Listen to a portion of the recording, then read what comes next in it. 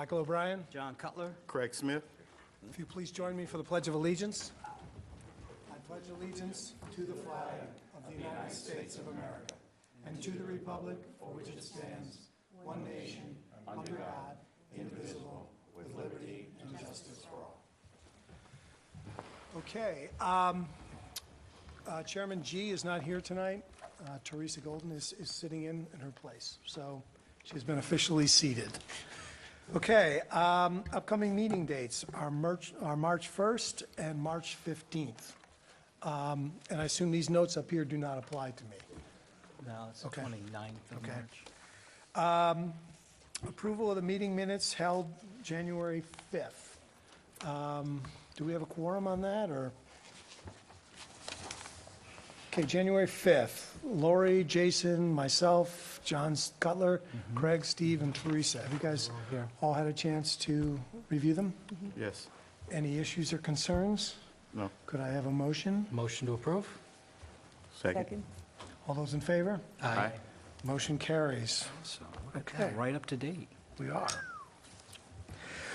Okay, the first item on the agenda tonight is declaring lead agency for the Guardian Self-Storage. We have circulated, and now we officially declare ourselves lead agent. Now, we have to do that with a motion, Yes. correct? Could I have a motion? So moved. Second? All those in favor? Aye. Okay, we are now lead agents. We are now going to open, could I have a resolution to open the public hearing? Motion. Second. All those in favor? Aye. Okay, the public hearing is now opened. Any changes that you want to talk to us about since the last time? Just briefly, Mr. O'Brien, Frank Rettel, Project Manager for Guardian Self-Storage. Since our last appearance before you, we submitted a revised plan which we believe incorporated the comments made by planning board members and the town's consultants. Since that time, I've received some comments from the town engineer. I think we've basically satisfied their office with the exception of two details that we have to put on the plan concerning a staging area and the concrete washout area. Okay. I discussed it with Mr. Dennis, and I think we've agreed on exactly what he's looking for on the plan. Okay. As I recall, there were two other issues. One that we've spoken about, one is the screening behind there. And then the second would be the inspection fee. Let me just table this with the board members. The screening, we all received a picture that was taken looking out the back. Again, keeping in mind that what is all this vehicles that are parked there will be gone, and there will be actually a building and a wall there. What is the preference of the board regarding screening?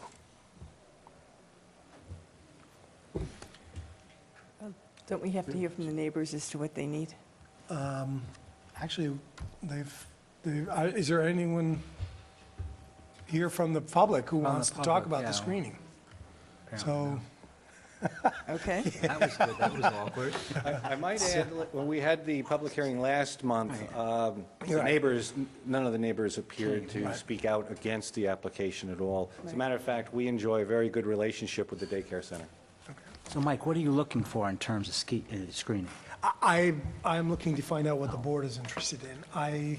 Again, I think that looking at what's there now certainly calls for more screening, but it's not going to be there. So, Michelle, what was your preference relative to screening?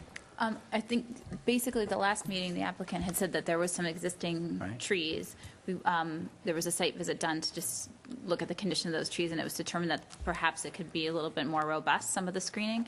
So I spoke with Mr. Rettel and talked about, revisiting it and maybe as a condition of the approval, once the spring comes around, we see how it fills in, we see if there's any more damage done this winter, and then perhaps we'll add some trees maybe in some of the spaces where there's some views, just to make it a little bit more robust. Okay, could we have like an upper limit on the number of trees you're envisioning, or?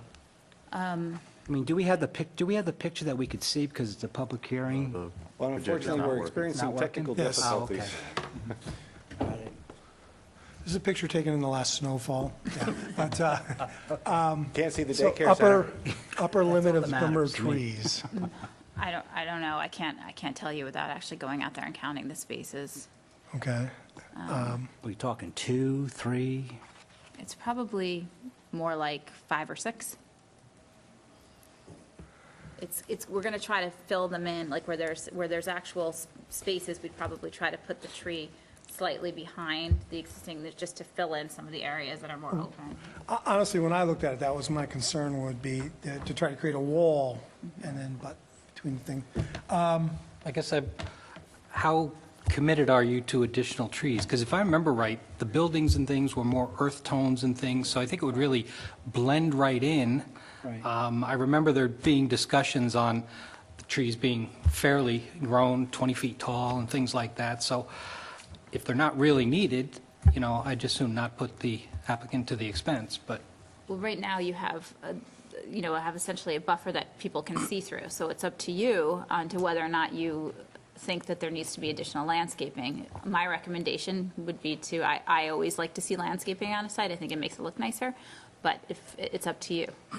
And considering there's a daycare center next door, you probably want to have extra screening to minimize kids, accidentally wandering where they shouldn't be. Okay. There is a fence there. yeah. Yeah, I know. It's not a matter this of is- wandering, it's just aesthetics. Yeah. Can we leave it that additional landscaping as to be with the option that if you felt it was onerous, you could just come back? Yeah. Okay. We Would that don't be- have an is that objection fair? for putting a few extra white pines in there to fill some gaps, if the Okay. board prefers. We're not adverse to that. Okay. And then there was the inspection fee. Joe, a ballpark for, Yeah, I probably should talk it over with Scott as well, but it's always just based on the site work portion and not the building portion. So I don't know if you have a budget number, what the site work cost is, We haven't done one number yet, off of that. because the only site work really is very little prep of the ground and putting the foundation in is relatively level right there now. Yeah. I don't know, it's hard to say, but I'm just kind of guessing a number of $1,500 for an inspection fee. because, okay, That can be a condition to be determined based on okay. their If estimate. it's significantly more than that, Yeah. I don't know, you guys okay with that, or? Okay, any other issues that we want to talk about from traffic, we've been around the horn. Michelle, any other? No other issues. Joe? No, we had a couple of notes that Frank and I had already discussed. They were just really minor details on Okay, type of erosion measures, some of which he already has on the original full set of plans. okay. Scott? The only thing for David, is there any sign detail as far as like no parking? Was that a requirement? Any areas that had to have signage, no parking, just to maintain vehicular The movements or- circulation, they satisfy the circulation as far as no parking signs. They would be there already under the existing operation. But now I don't with the think new there would be- building, I know they're adding some spaces, some 10 spaces. I But these are think you're adding. parking spaces adjacent to the building. Yeah, well, we added those parking spaces at the request of the planning board. Right. This is the 13th building? None of the buildings have no parking signs on them. No, I This would be the only building to Right. do so. If needed.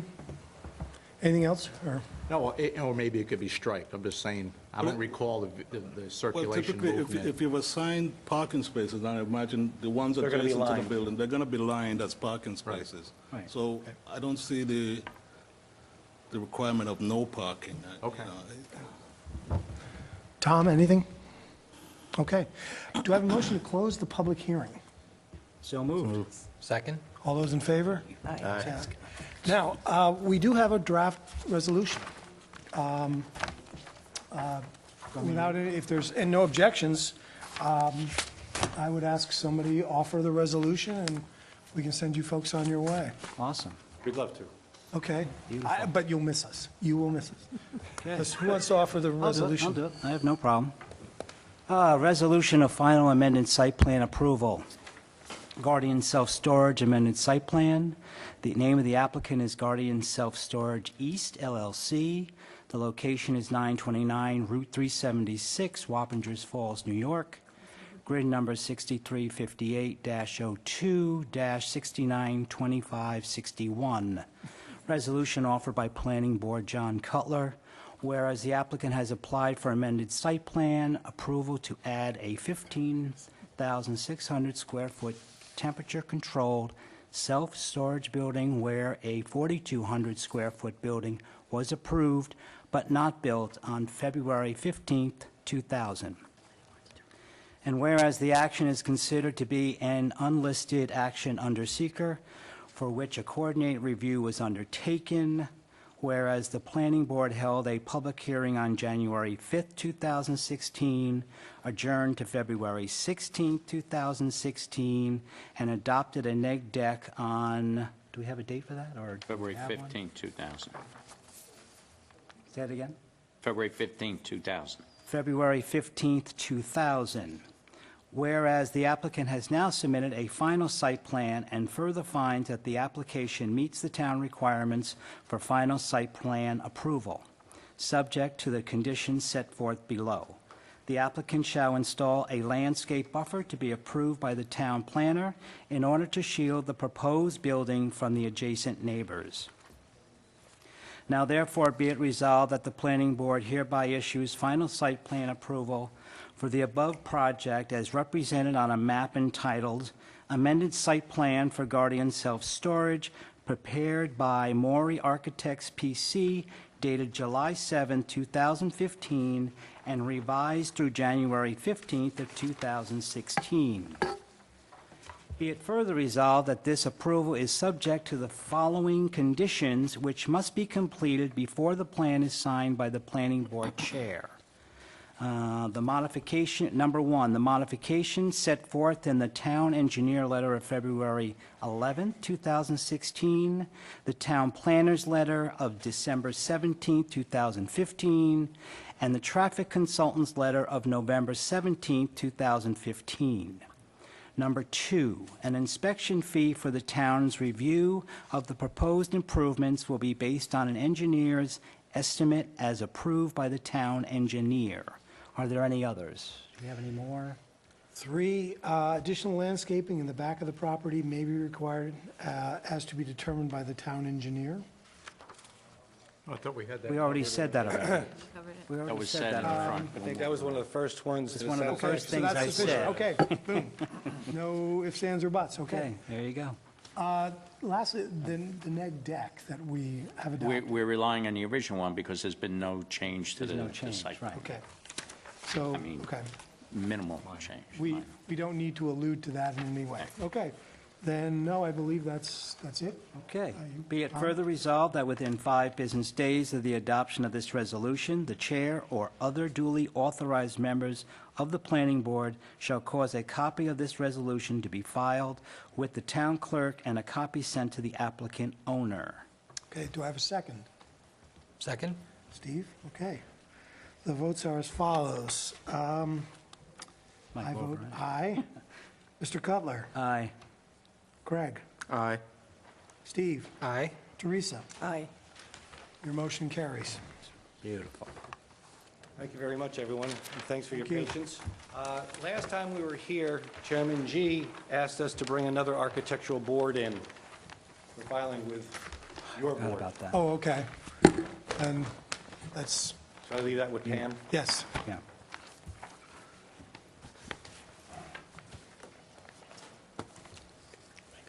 Okay. Thank you and good luck. Take care. The next item on the agenda is brumation, lot line realignment and site plan on Donovan Drive. We, passing that? Oh. Can I ask you to just sit down for a second? Yeah, one Is second. Baz here?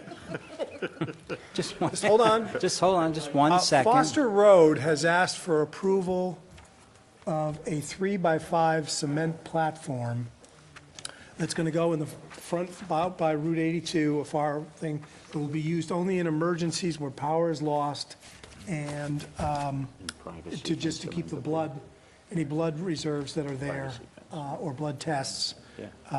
viable. Professionals, are there any issues that you wish to speak with on this? Okay. No. Board members, any issues with this? Is there anyone here who does not feel this is a minor site plan? No, I would agree, it's minor. Do we need a resolution Just to real that? quick, I think the only thing we asked for possibly with the planner's consent is some light landscaping around the generator. Okay. They have shown some landscaping around the generator. They showed, I think it was tall ornamental grasses. Said that I would have some perennial grasses there. Okay. So that would, shield it from, people passing on the road, so. And was there an issue with a privacy fence? Around the pool? Oh, that's a different issue. For the pool, We're not worried about that now? Yeah, that's a don't ruin different the issue mood. altogether. Don't ruin the mood. Two separate issues. Um, Yeah. Separate. Okay, so do we do this with a resolution? Do Or it by motion. could I have a motion to declare this as a minor site plan modification? So moved. Second. All in favor? Aye. Thank you. Thanks so much. You're welcome. Mr. Gillespie, I am so sorry to have done that to you. We'll do that for you sometime. Do it one more time? Okay? You get a get out of jail card, No? Okay, Brumation, why don't you tell us about the project?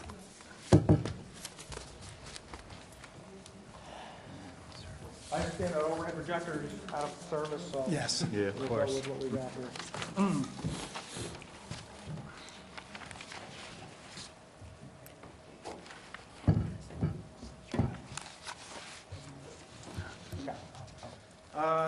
Good evening. Good evening. We're here tonight for Brumation. With me tonight is Mr. Kevin Weaver. Kevin Weaver is the president of Brumation. Briefly, Brumation is a company that effectively fabricates, assembles controls and so forth for brew pubs. Okay, and there's a lot more to it, but that's just a very quickie. And Kevin's business currently operates down in kind of Fishkill, out of some lease space down on Route 9.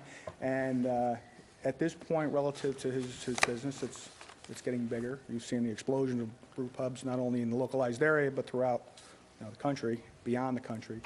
So with that, he's looking to construct a new facility for his business, for himself. And effectively, that's why we're before the board tonight. The proposal includes development, well, we're going to adjust some lot lines around relative to two existing parcels which reside on Donovan Drive. If anybody's familiar with Donovan Drive, it's off of Limekiln Road, okay? It's basically a long cul-de-sac, all right? And there's a couple different uses there. The use is I-1, okay, Industrial 1. And with the use that Mr. Weaver proposes, this is a permitted use, okay? So in looking at, again, different options in the area, this seemed to satisfy his needs best. The proposal includes, again, a lot line realignment, okay, which out of two existing parcels off of Donovan, were created as part of the original Donovan Drive subdivision.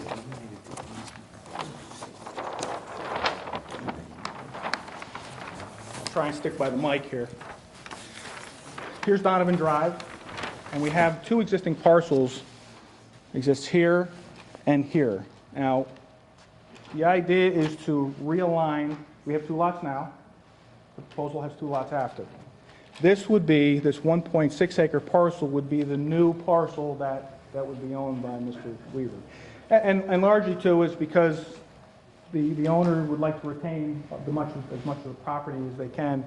And the question becomes is really, why are we realigning this lot at all? There is on the north side of both these properties, there's a right-of-way and there's actually a town and a federal wetland. And there's some associated buffers with that. So there's not much development that can be done with regards to within the wetland itself without permitting, within the associated buffer without permitting. So what we've done is we effectively lay this parcel out to make sure that we do not encroach within the buffer or the wetland itself, so it kind of cleans up the application. Okay? Certainly anybody would have to come down the road relative to any proposed development on the adjoining parcel would be subject to any requirements at that time. But again, for the purposes of this application, no wetland permitting relative to the buffer nor the wetland themselves. Okay? So what we have is we have a square foot, a 5,600 square foot building, okay, which is effectively shown here. This is the entry as you would be coming off of Donovan, okay? This is a right side or a south elevation, which is this location here. Because there's going to be 2 tractor-trailer trucks, and that's part of the operations here. What we've done is we've laid this out in such a manner where tractor-trailer truck would come in to this one-way entrance here, okay? Position itself in this location here, back up to the overhead door, unload, load, whatever it need to be, and then be on its way, okay? We specifically laid this additional access, which access in here to allow for that sweeping configuration of the site relative to the type truck. Part of the next iteration of this will certainly show those turning radiuses to make sure that we can get all that to fit. But that's effectively the idea behind it, okay? When we take a look at the standard requirements, we don't have water and sewer, so we're going with a well, we're going with a septic system. We do propose a stormwater management facility on the downside of the property, which really is the north. When we run our parking calculations relative to this site, we came up with a total of 21 required. Okay? The reality is as it exists today, based upon how Mr. Weaver operates, it's anticipated between 10 and 12 employees are actually going to be needed for this facility. So part of the discussion, I guess, we'll have is while we show that we can get 21 spaces to fit, the idea may be to bank some spaces and not build them and so forth. I would assume that your customers, this is all going to be by appointment only? I mean, this is not a place where you come in and shop? That's correct, yeah. Okay, so you can predict how many people you're going to have parking pretty closely? Okay. It's not a retail operation. I was going to say. Except for the kids who stroll over from the daycare center, maybe, but, That's the point. That we should note that daycare does sit directly to the south of this property. So just, kind of, it's an industrial zone, but it's been there for quite some while, okay? And you don't pass through the daycare on Donovan Drive to get to the site, it's all prior to it, okay? So anyway, we have 21 parking spaces. Part of this, too, is we are, while we don't detail this as phase 1, we're going to be implementing details within this plan to allow for a future expansion, okay? Because based upon what Mr. Weaver foresees, hopefully business continues, business is good. So we actually show another future building expansion, 100% expansion, same size building on the back side. That'll come into play regarding some of the parking and all that kind of stuff. And with that, we don't know when that phasing will happen. Will it happen in 2 years? Will it happen in 5 years? We're going to accommodate it for it now, but ultimately we would have to come back before this board. okay, so is that part of this proposal, Mike, or not? Yeah, we've on this plan, we've always showed the future building expansion. Okay.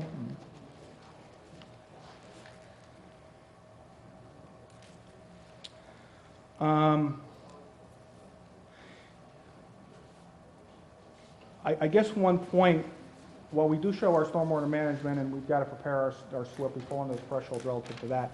As part of the overall Donovan Drive subdivision, back in the day, back in the 80s, 85, mid-80s, there was actually, in terms of the development of the entire subdivision, there was a look relative to the impact of the drainage on the entirety of the site. And there's a fairly significant large drainage pond as you enter into the property.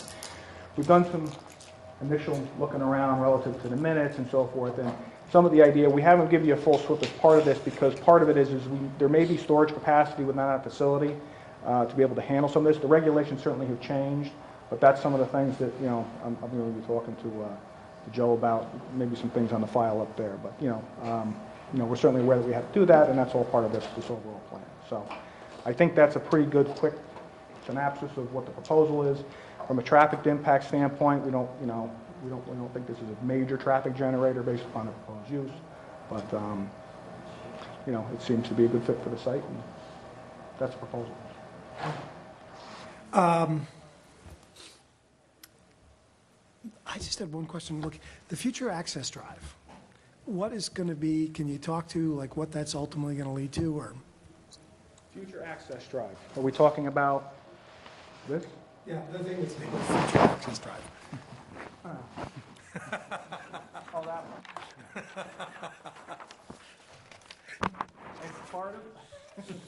As part of the Donovan Drive subdivision, okay, there is a large parcel over here that's defined as now formerly Donovan.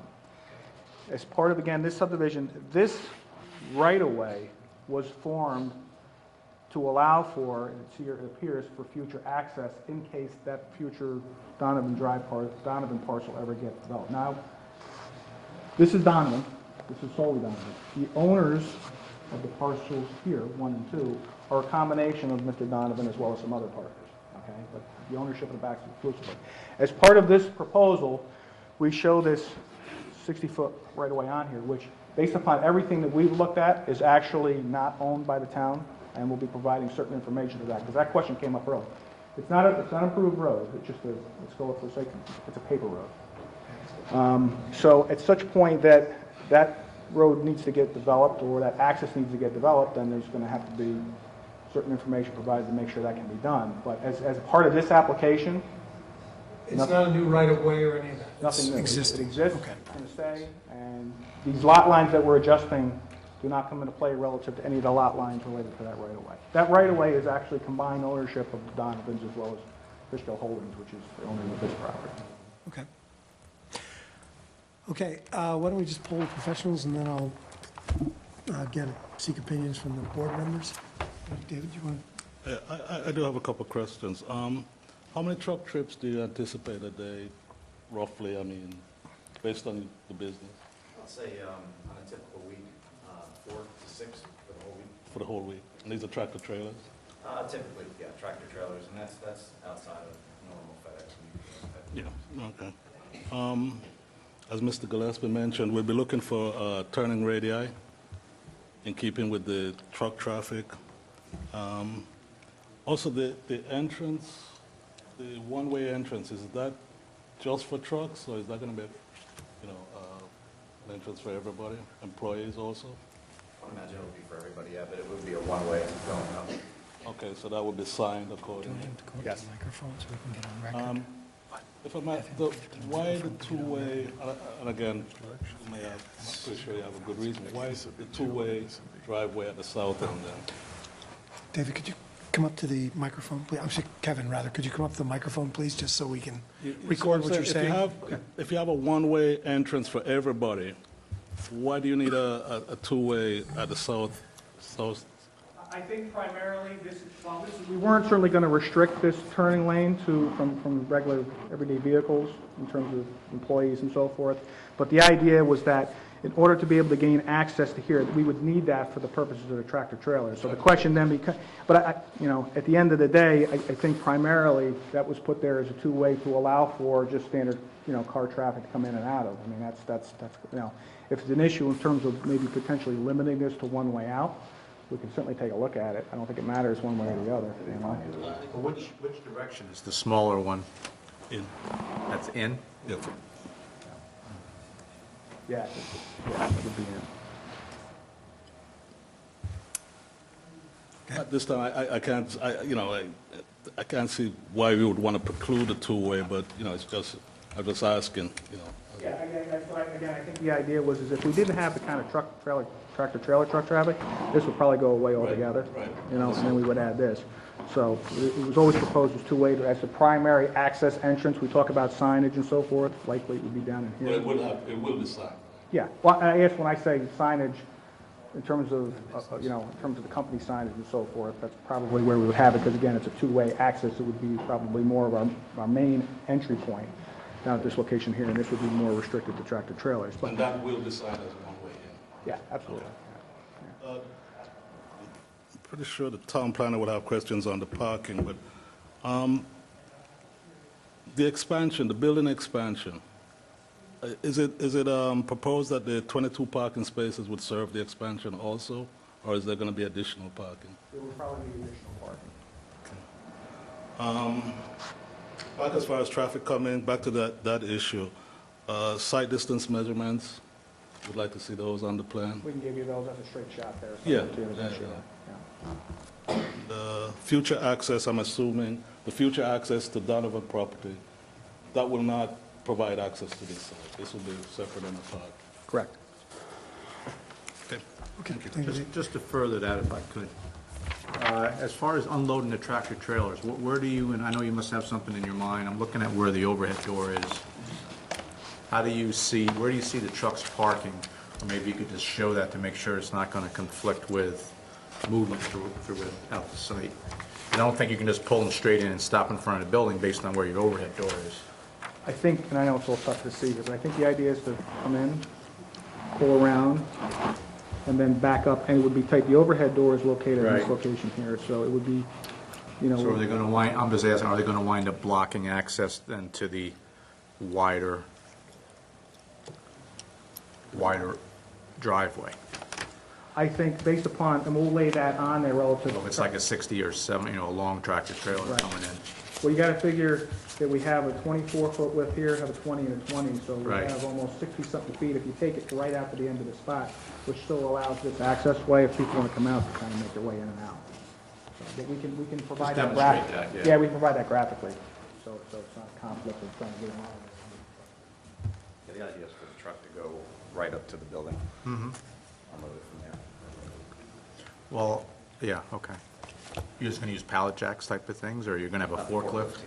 Yeah, one forklift.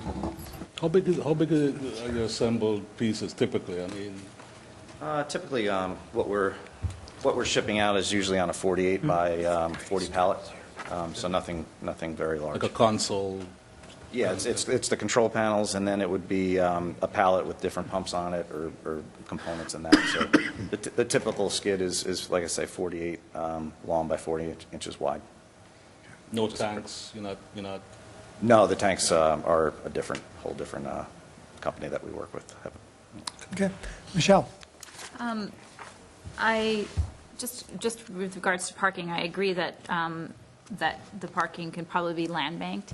My question is, with the expansion, would it probably be about another 12 spaces that you would need if you do the expansion? Just because I just want to make sure that we have enough room on the site to accommodate, and I think we do, to accommodate additional parking in the future if we land bank this original parking and then you end up building out the other section.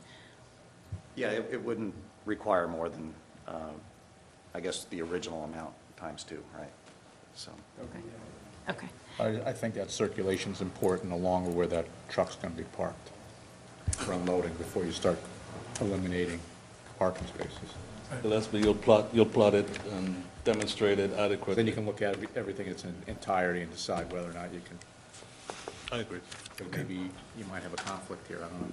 And then just keep in mind that you need about 24 spaces in the future, so wherever you might need to. And part of this, I think, is, we've shown that once we clear out traffic, the possibility of, I think, as part of the consideration, we'll go beyond and actually show the other spots. Not to say that that locks anything in, again, knowing that we have to come back here at whichever time that happens, but at least it's been taken into account and maybe dealt with the issue regarding the location of the trailer. And then I had,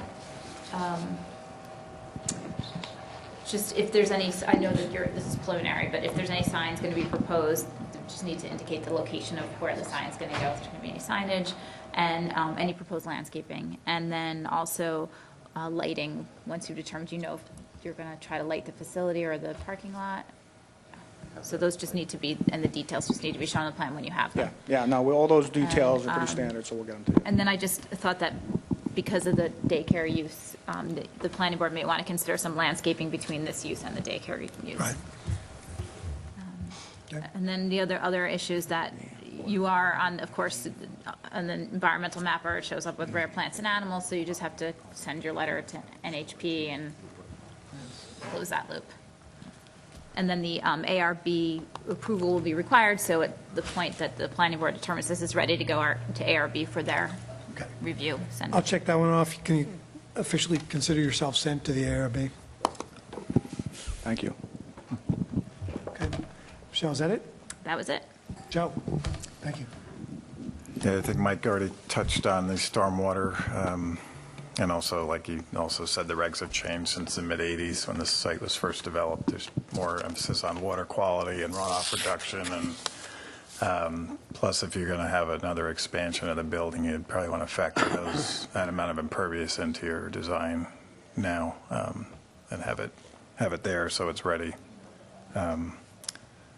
That was one of our comments on the stormwater. I have a copy of the original filed map that has. Do you have a copy of the additions. letters? I have copy of Joe's, but I'll get the other two if there's anything else floating around.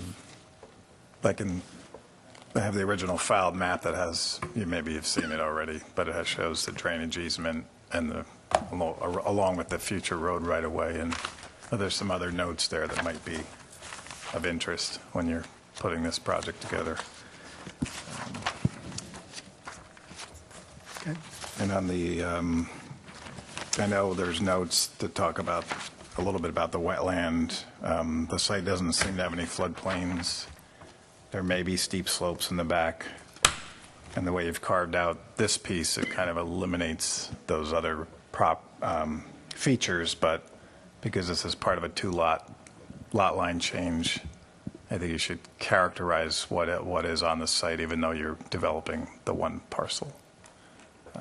That's just a... Okay. And then we had some similar comments about the access and the circulation. Okay. Yeah, well, this is a 1 acre zone, and it's a 1.6 acre parcel, I believe we're at.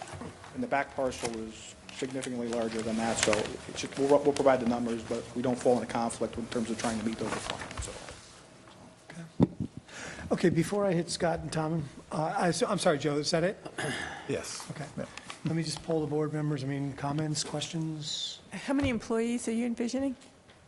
Do we have currently? Yeah, Currently 7. 7, so you're looking for 12 spots for the 7 people plus visitors then? That's correct. Okay, and then what are your hours of operation? We're typically 8 till 6, I would say. Yeah. Monday through Friday only? Yes, that's correct. Okay, thanks. Questions, comments from the board? Do you foresee having multiple deliveries in the same day? So if you have a truck in the bay, another one comes in, where's it going to queue up at? On Donovan Drive or? Yeah, I guess it could happen. It's not typical that it would happen. It definitely would be a rarity. I would imagine they would have to stay on Donovan until the other one's cleared. But when we're getting a delivery, it's usually 1 pallet. When we're shipping out, at most it's 2 or 3 pallets, and it's all queued up and ready. So that wait time would be very minimal. Okay. If it happened. Okay. Other questions or comments? Okay, Tom, we don't need to declare for lead agency or any No, of you that? just schedule a public hearing. We just, okay, so, Be combined public hearing for site plan and subdivision revisions. okay. Mike, what are you thinking? How much time do you want? We got March 1st, we got March 15th, we got April 5th. Wait, You got a 25 circulation days. plan, you've got, you've heard what you got. You need 25 days, which is today, 16th, which puts you to the middle of March. The reality is I think we could have the next 2 weeks to kind of tidy things up a little bit, make a submission, and then, I mean, if anything, would be probably the 1st of April to give it the time frame that it needs. It's for sometime Okay. April 5th. So you want us to book you for the April 5th meeting? And we would have made at least 1 run before the ARB in that time frame, which would help. So, yeah, Does that work? that would be great. Okay. Any objections? No.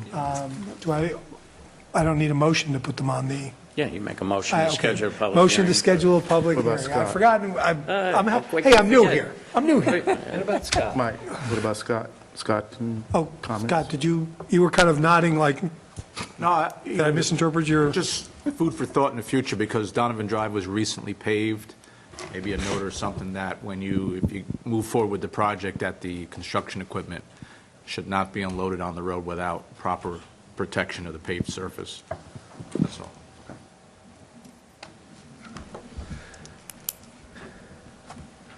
Sorry. Scott, anything else? I thought when you gave me this one, it was like, okay. Okay, could I have a motion to schedule them for a public hearing on April 5th? So moved. Second. All in favor? Aye. Okay, Thank you, folks. thank you. Good luck. Okay, next up, Fakori.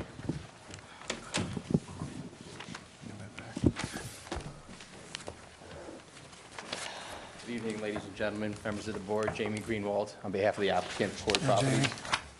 I'm going to turn the floor over to Mr. Moore, who's one of the engineers on the project. Mr. Martin couldn't be here today.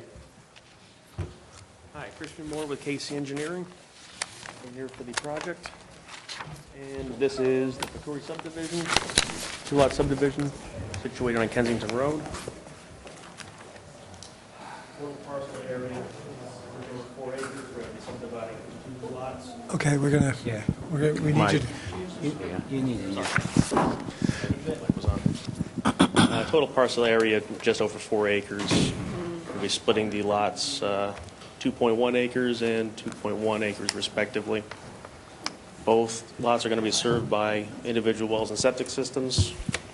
Both will have individual driveways constructed fronting on Kensington Drive. The 100-year floodplain has been identified and delineated on the plans. We are not proposing any encroachment into the floodplain. The New York State DEC wetland limit has also been identified and signed off on by Jonathan Russell of the DEC. It's been identified along with this associated 100-foot adjacent area. And the only intrusion into the adjacent area that we're proposing on this plan is be the installation of a new well to serve the new lot. okay. When last we saw this, this was felt to be a drainage area. Now suddenly it's a DEC-regulated wetland with a 100-foot buffer. I mean, when I looked at the 100-foot buffer thing, I mean, the house is not going to have any backyard, correct? It would appear that way. We are limiting our disturbance to approximately an area of maybe 10 to 15 feet around the perimeter of the house.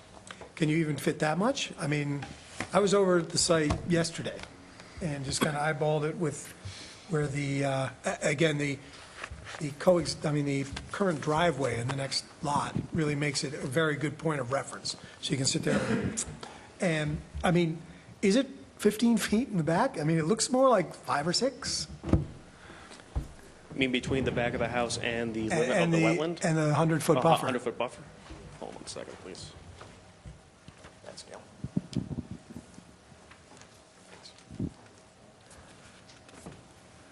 I mean, and then there's the side as well. I mean, it's, To the side, we have, it varies between 20 and a little over 10 feet to the north side of the house.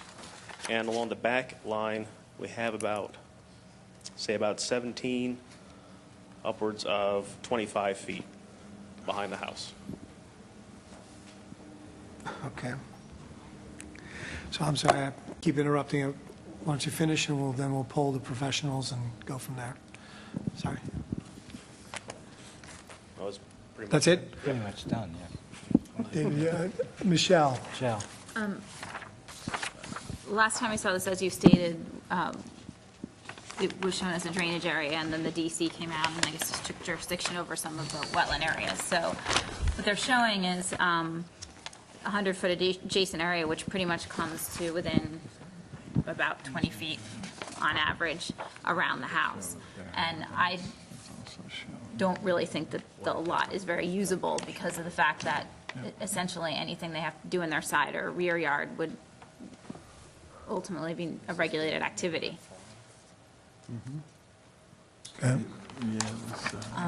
They're also, the proposed well that they're showing would require a wetland permit from DEC because it's shown in the adjacent area. And then also just the environmental mapper showing that the site contains a lot of sensitive natural communities as well as rare plants and animals. It's probably Indiana bad, and I don't know if there's any turtles over there, but we should probably speak with National Heritage Program about what's there. And actually, what I received a letter today, Michelle. Okay, great. Jensen Tasker from my office to begin the process, and we're going to be getting that out in the mail tomorrow. We'll probably get results back from DC in 2 to 4 weeks, depending upon their workload. Okay, thank you.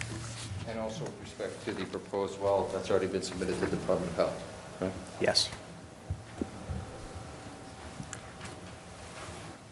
Michelle, anything else, or? That's it for me. Joe?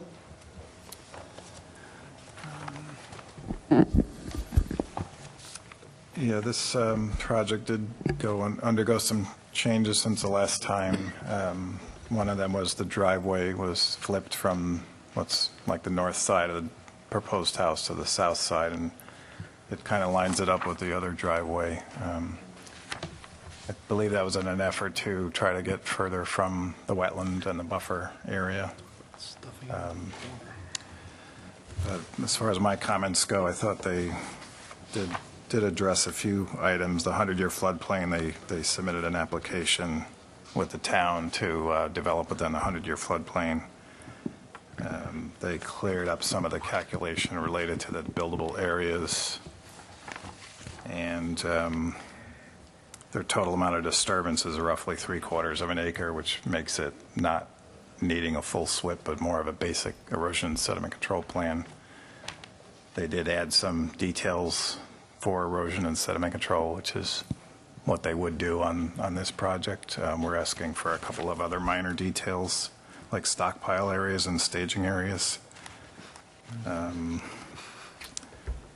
We had asked them to evaluate the amount of cut and fill on the project, which I believe they did. But we just thought they should put those numbers on the plan just so it's all there. Christian, you got that? Or? The drainage easement, they have a drainage easement, but the highway superintendent commented that, you know, there might be an area there that normally ponds. So he was requesting a field visit to confirm the limits of the drainage easement. I'm sorry, there is an existing drainage easement, and then... They're proposing a new one with actual meets and bounds. They're on the filed map, there was a call out for a drainage easement, but it wasn't really defined. It was just a very, I think, you know, mentioned there being a drainage easement, and it was shown on the map, but it wasn't really defined. Maybe Christian knows more. It was just described in a very general way. It showed a rough water course through the site or a ditch, and if memory serves, it would say 25 feet either side of that ditch for access and maintenance. But no meets and bounds were ever prepared. Okay, so, okay. And what they're proposing now nails it down a little more, but even with that, the highway superintendent asked if they could do like a field walk and verify where it should be based on the features that are out there. Okay. I guess on the wells and the new well, I didn't quite understand. There's a well being abandoned on the lot that's being formed, and then the well's moving closer to the wetland. I know it's getting away from the septic area, but it seemed to be, I would think the health department could give you a waiver possibly on the distance, knowing that there's a wetland on the property and you're trying to not impact the wetland. Yes, and we will discuss that with the Board of Health on the next time we submit. Right now, the issue is, according to Health Department standards, if a well is located downhill of a septic system, you need 200 feet of horizontal separation. The well that we propose for Lot 1B meets the 200 foot. The existing well that we're showing on this set of plans to be abandoned, it's over 100 feet, so technically would not comply with Dutchess County Health Department regulations for horizontal separation. You know, Do you have the separation to the adjoining septic, though? The adjoining septic from which lot? From where you're relocating the well to the existing septic there? Do you have 200 feet to that septic? It does not appear that we would, but that's as far as we can get. But you're moving it from one septic to be closer to another septic, so I don't think you're gaining anything. Well, we're achieving about 150 feet with the current location. However, the existing septic system here is plotted as per the original filed maps. It's an approximate location. So it could be several feet this way or that way. You're going to dig it up to locate it? That's not the current plan at this time. So we're guessing. We're assuming.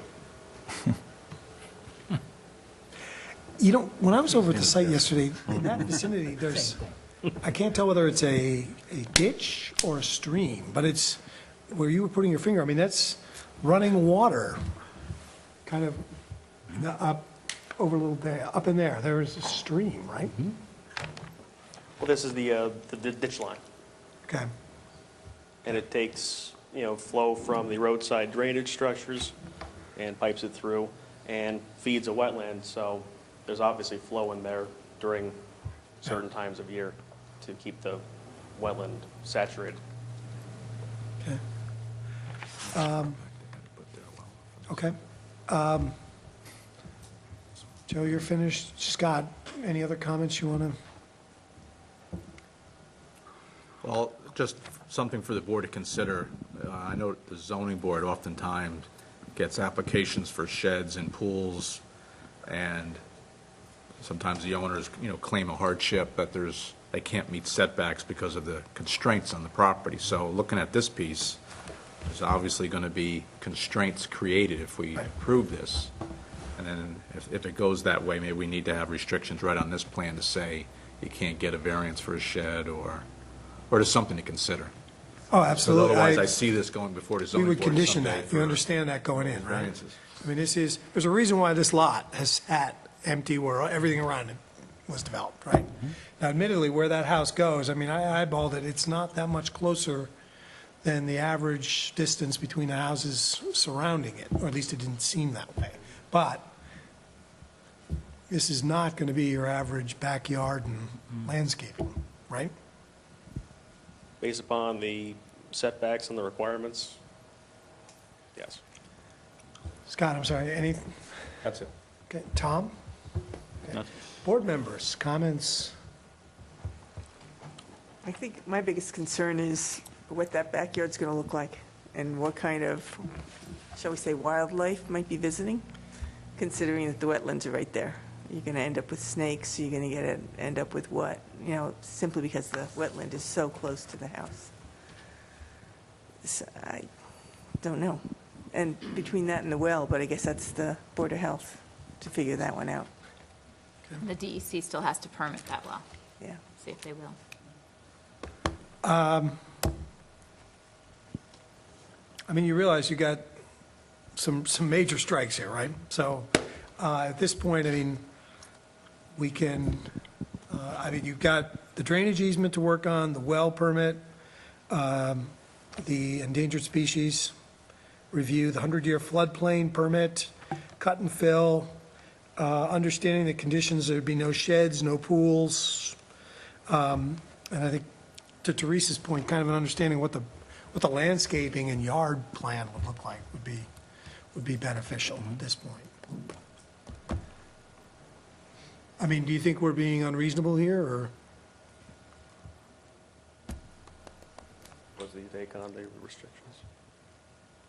I think a lot of the issues that you mentioned have already been taken care of with respect to the animals and plants. You talked to the Heritage Program.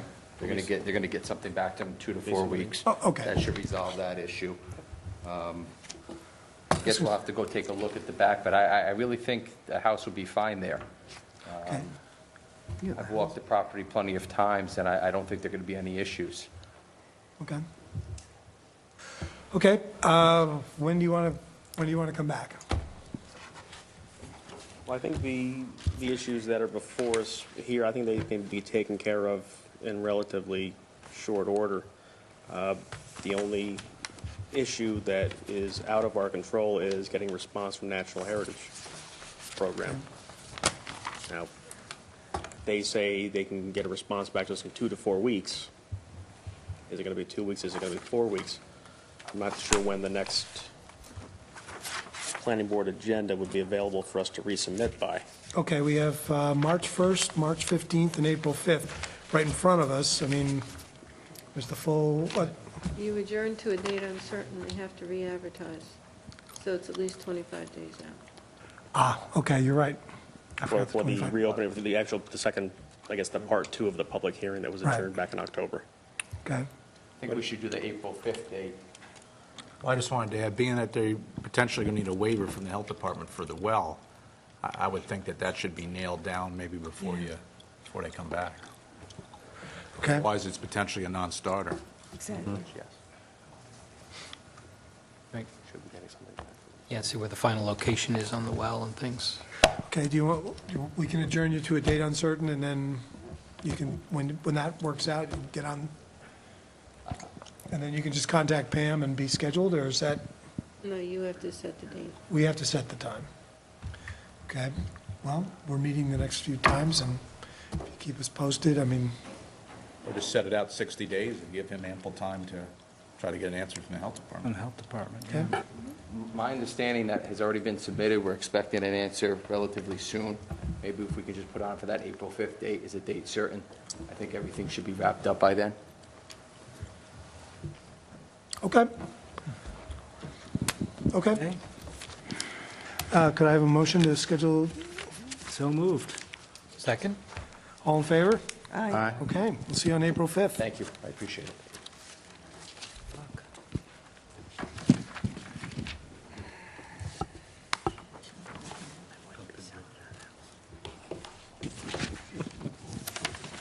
Okay.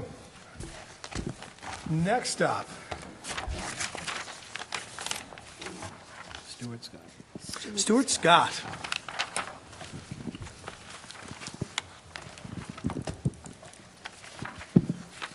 Who's here from Stuart Scott? Is that you?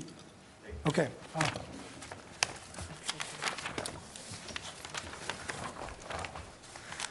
Okay, so when last we left, you were off to go see the Army Corps of Engineers.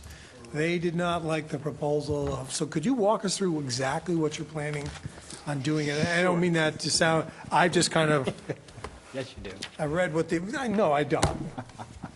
Do I have to make you go stand in the corner for a Yes. while? Okay, but Sure, it's been if about you 18 could- months since I was here last to represent this project. So if you could walk us through what the, we saw with the Army Corps of Engineers, they still like the dual wetland, and, but if you could walk us through that, like, what is the plan?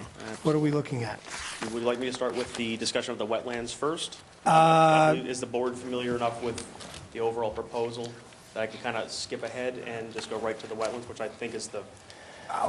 Why don't we the start with that? largest. That'd probably be a good idea. You guys, is that, I'm looking that's for fine. nods, okay? Yep.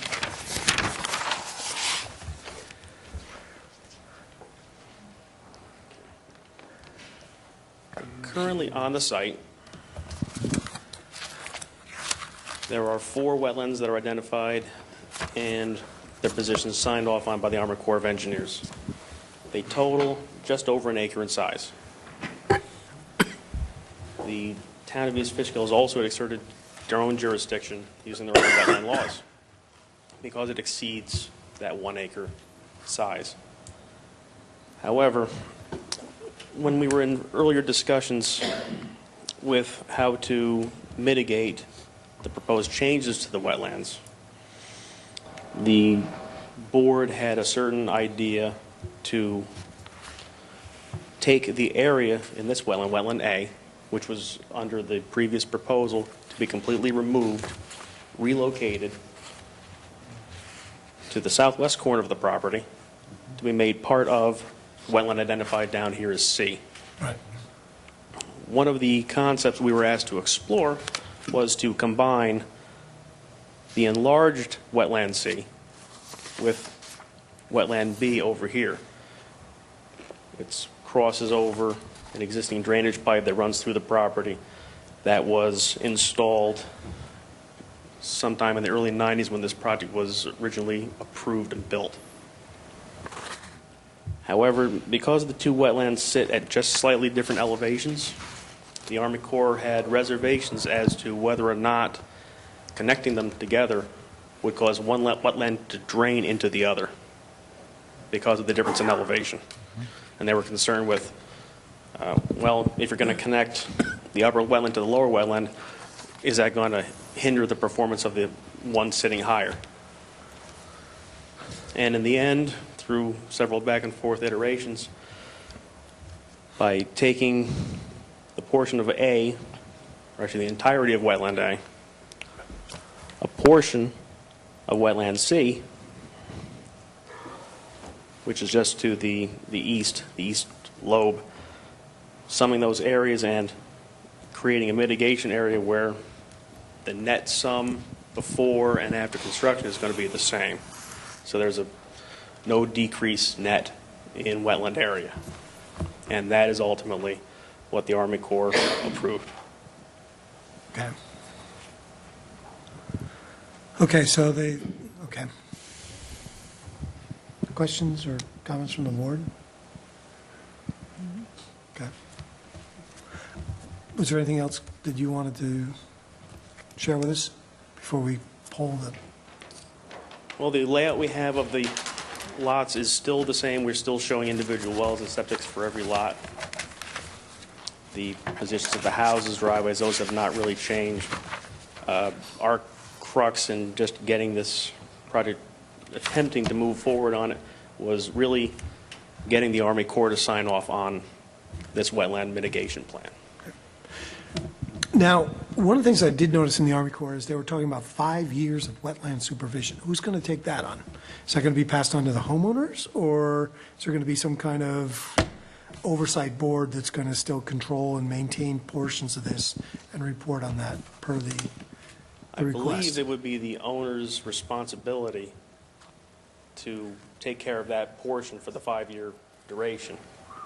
So if I come and I buy this house, I understand that I'm going to be talking to the Army Corps of Engineers. As I understand it, yearly, I have to submit paperwork? There is reports and paperwork and monitoring that must be done and submitted as a condition of the Yeah, I think they use the word annual. So it's like, is the average homeowner, I mean, you realize we're going to condition that, right? So that's going to go in the deeds, and then they, Would that be the type of restrictive covenant in the deed or a deed agreement or restriction?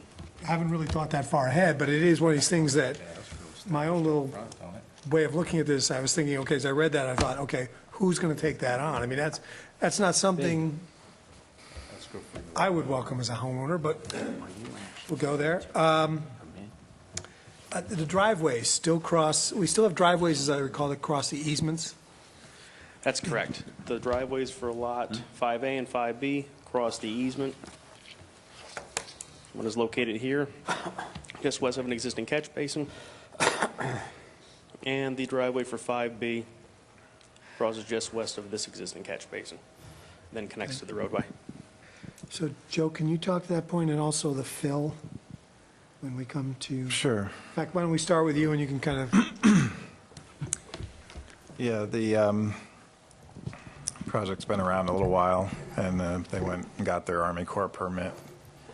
And they came back, and actually we met with Arnie Christian's office and the person a month or so ago, Michelle and myself, and just kind of revisited where they were and understanding that they did have the Army Corps permit. But what we were looking at was there are still some questions on the fill.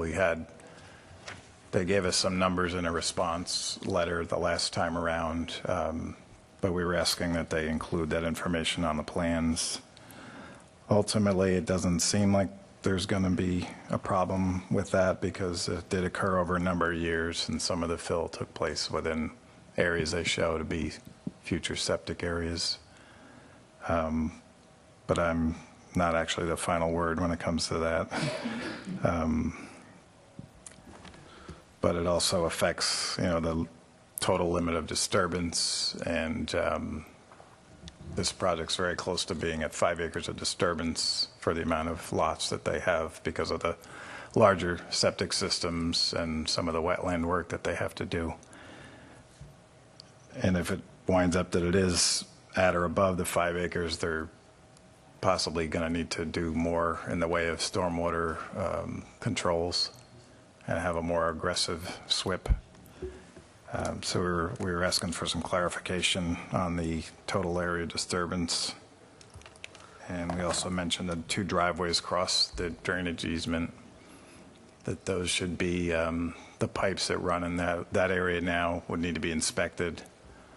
It's probably a good idea to inspect them currently and then see what happens after they build the driveways, check them again in case there was some damage during construction. And they might need a driveway agreement if something did happen to them during construction, that they would get replaced.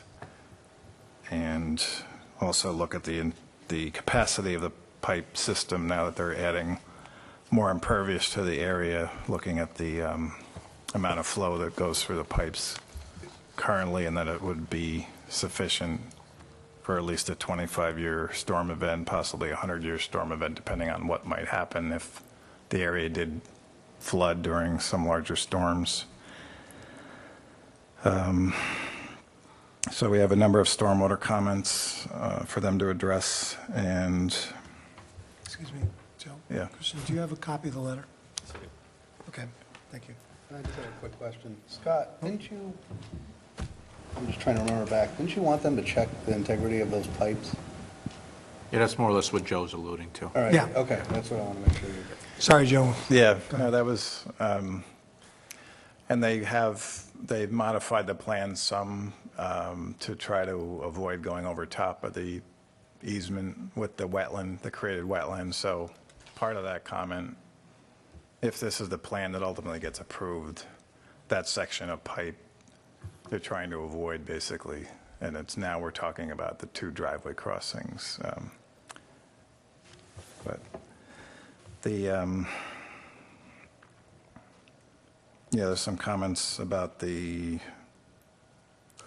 in prior meetings, we asked, did they really need to have those particular lots in that particular arrangement? And it looked like there was a possible alternative. They could, one of the larger wetlands that they're impacting now, they could, if they didn't build the one house, it would pretty much avoid that whole, almost a quarter of an acre wetland that they're impacting. They could avoid if they just didn't build on that one lot, possibly shift the lot over to the opposite corner. Referring to 12C, Joe? Yes. There's more open area in that corner across from there. It seemed like you could at least, maybe you have looked at putting a house on that lot instead. You would. You mean on the south side of the road? Yes, yeah. Actually, we did look at possibly putting a house here in one of our iterations. We discovered that with the separation requirements we have from the wetlands and the pipe and all the drainage in the street, we were not very confident about being able to fit one of these large, what they're called super fill pad systems. It's a type of system that the health department approves in cases like this where your underlying soil just gives you no percolation rate at all.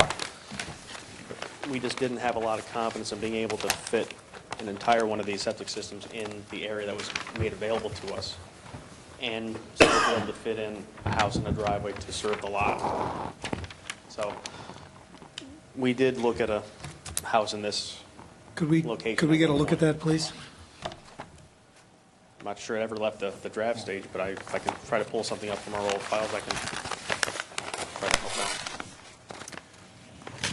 Okay, thank you. It is customary if lots, this is considered a major subdivision of being 5 lots or more, the planning board does typically ask for an alternative layout to be considered. Please. Okay. Joe, anything else? Some of my comments probably dovetail with some of Michelle's, so I guess I turn that part over to her. Michelle? So when the project was last before the board, I think the board had talked about potentially combining some of the mitigation areas, and I didn't hear you say, Christian, exactly what the Army Corps' issue was with the proposal had previously been submitted that the planning board had last seen. Do you know what the Army Corps' Well, the issue that they had was you're trying to connect a wetland at one elevation with one at a slightly lower elevation. Okay. Their concern was draining the upper wetland into the lower one, and they were concerned about the survivability since you're already displacing a portion of wetland C to begin with and tacking it on to the end. Now you're creating almost like a drainage course. You're creating a hydraulic path for water to leave the upper wetland C and drain to the bottom one. And in addition to that, you'd also be creating wetlands completely across the width of the existing drainage easement. Isn't there a that the town potential has. for them to connect naturally, though? There may be over time if the soils support it. Now, back in, I'd say about 1990, when this project, the phase one of the project received its approval, no wetlands were identified on the site at all. And it's taken at least 25, 26 years for the wetlands that are identified here to have established themselves.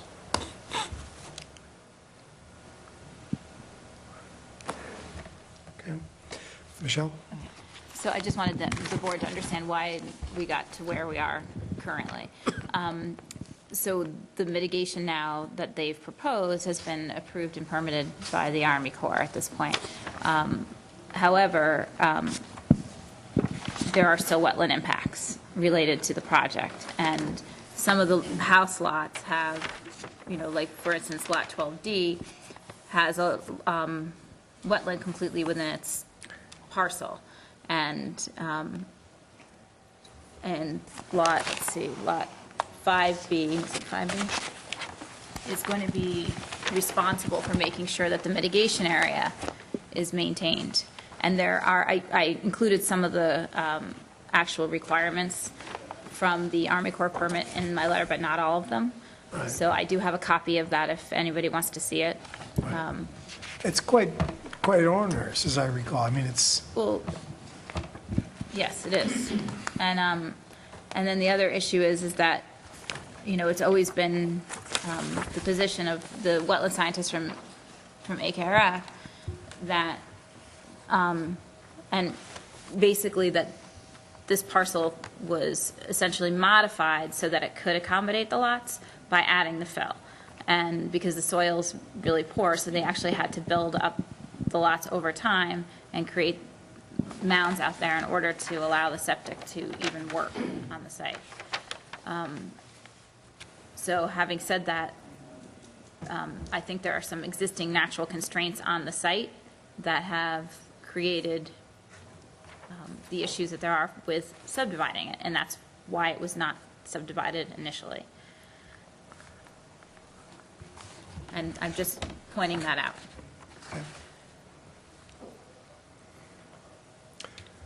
Okay. David, anything? No. Okay. Scott?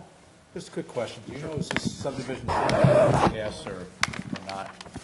We do not believe it is. I believe we called Central Hudson a couple of years ago to see if it was feasible. They said at that time, I'm going back through memory, this is upwards of 2 years ago, that they had no plans to extend natural gas into this area at that time. Because my comment would have been, just looking at the elevations, if they were extending gas service from, say, Bird's Path into a couple of these homes, crossing our pipe didn't seem like there'd be enough cover. So, but if there is no natural gas, then it doesn't matter. Yeah, we're not proposing, we're not anticipating natural gas at this time. Yeah, of course, that could change in 5-10 years if Central Hudson starts expanding their system. You're referring to the your drainage pipes, right? Yes. Okay. I know that we asked to see the five lot layout that you guys looked at where you moved that out. I mean, at this point, do we want to make our intention to declare lead agency, or should we? I mean, the only problem with circulating is if you haven't really created the lot layout, then they would have to do it again they'd have to resubmit to the agencies again if the lot changed, the layout changed substantially. Okay.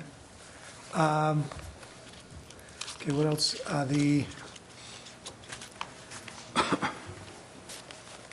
That's primarily it. I mean, there's the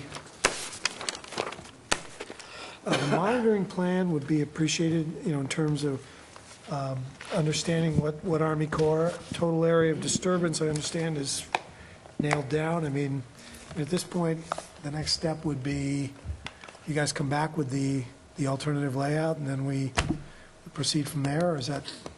I mean, I think the applicant was hoping to, based on my discussion with the applicant, they were hoping to schedule a public hearing at this point. I think that was what Ernie had said. That's what our client wishes to pursue at this time. Do you want to proceed to public hearing? I mean, I mean, I think it depends on whether or not the planning board feels that the project is ready for public review at this point. Don't you think that with the amount of wetland impact that we have here, that we should look at a plan that has fewer lots on it first? I agree we should. I'm wondering, could we proceed in parallel? What do you guys think? I agree with that. Parallel? or- Okay. April 5th? Two public hearings on the same day? It's going to be a busy night. Is that enough time? April 5th, April 19th. I mean, I don't, He's looking to you, Pam. I know. I'm not thinking the brumation's going to be we won't require crowd control for that one. Do I have a motion to schedule it for, April 5th, Christian, does that work for you? I think we can make it work. Okay. It's a little tight. Do I have a motion to schedule it for April 5th? So moved. Do I have a second? Second. All in favor? Aye. Okay. See you on April 5th.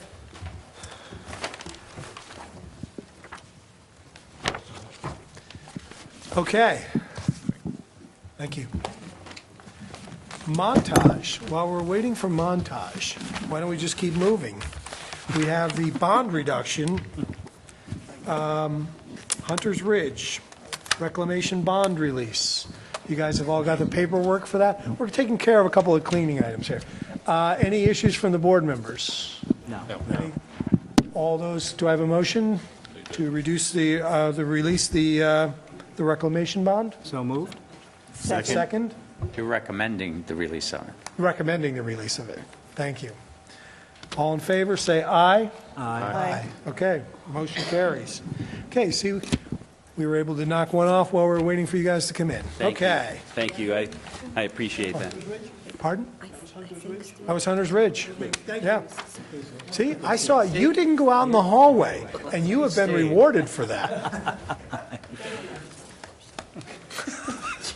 Sorry about that. Oh, no, it's quite all right. Mr. O'Brien and members of the board, for the record, my name is Dominic Credisco. Right, Dominic. I'm an attorney with the law firm of Drake Loeb in New Windsor, New York. And I've been appearing before the town on the Montage project, I believe, for 12 years now.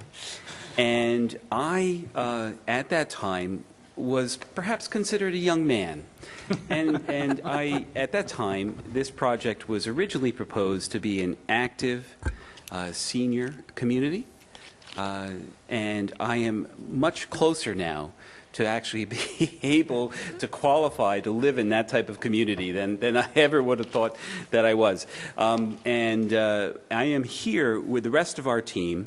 We have Mark Day, who's our engineer. Mark had a complete head of hair when we were first here. I'm here with Mike Nowicki, who with every passing year is looking much more like Jack Nicholson, I might say.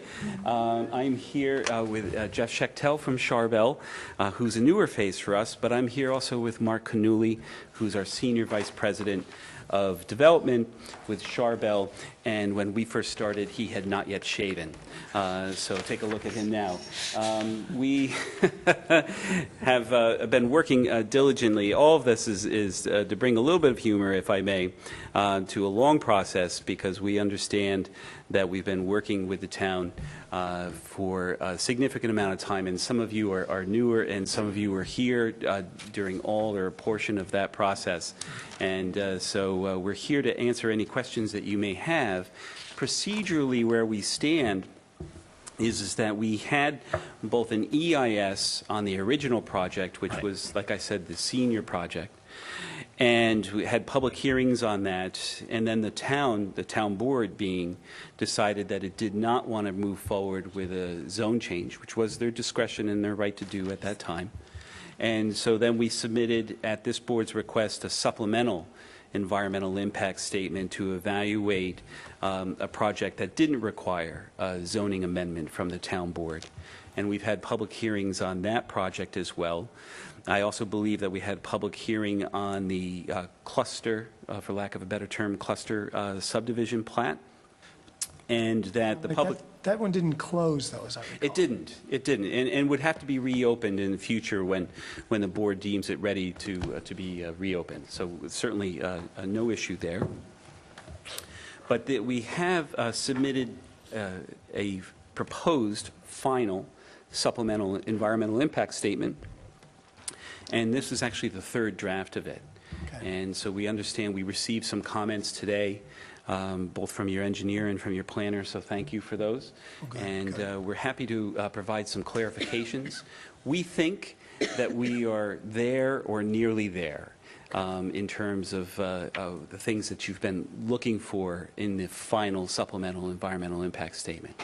And what we would like to come away with tonight, if possible, would be a clear understanding of exactly what is missing, if anything is missing.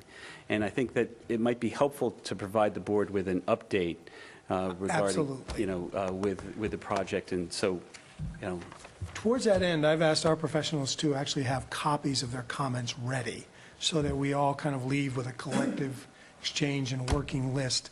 Dominic, if I could just, my number one issue, and I want to jump out of, please, is can you talk about your next door neighbor, Summit Woods, and, the continued reliance on that project and what you believe is the status of that project, because we believe it's expired and that it is no longer a viable project that's in front of us. Understood. So. Yeah. No, I understand. I cannot speak for Summit Woods and their status. What I can tell you is that we do have a legally binding agreement to build a wastewater treatment plant on a portion of the Summit Woods property, and that wastewater treatment plant would be designed and built in such a way to accommodate both the development of the Montage project and the Summit Woods project, if and when it gets approved. Okay.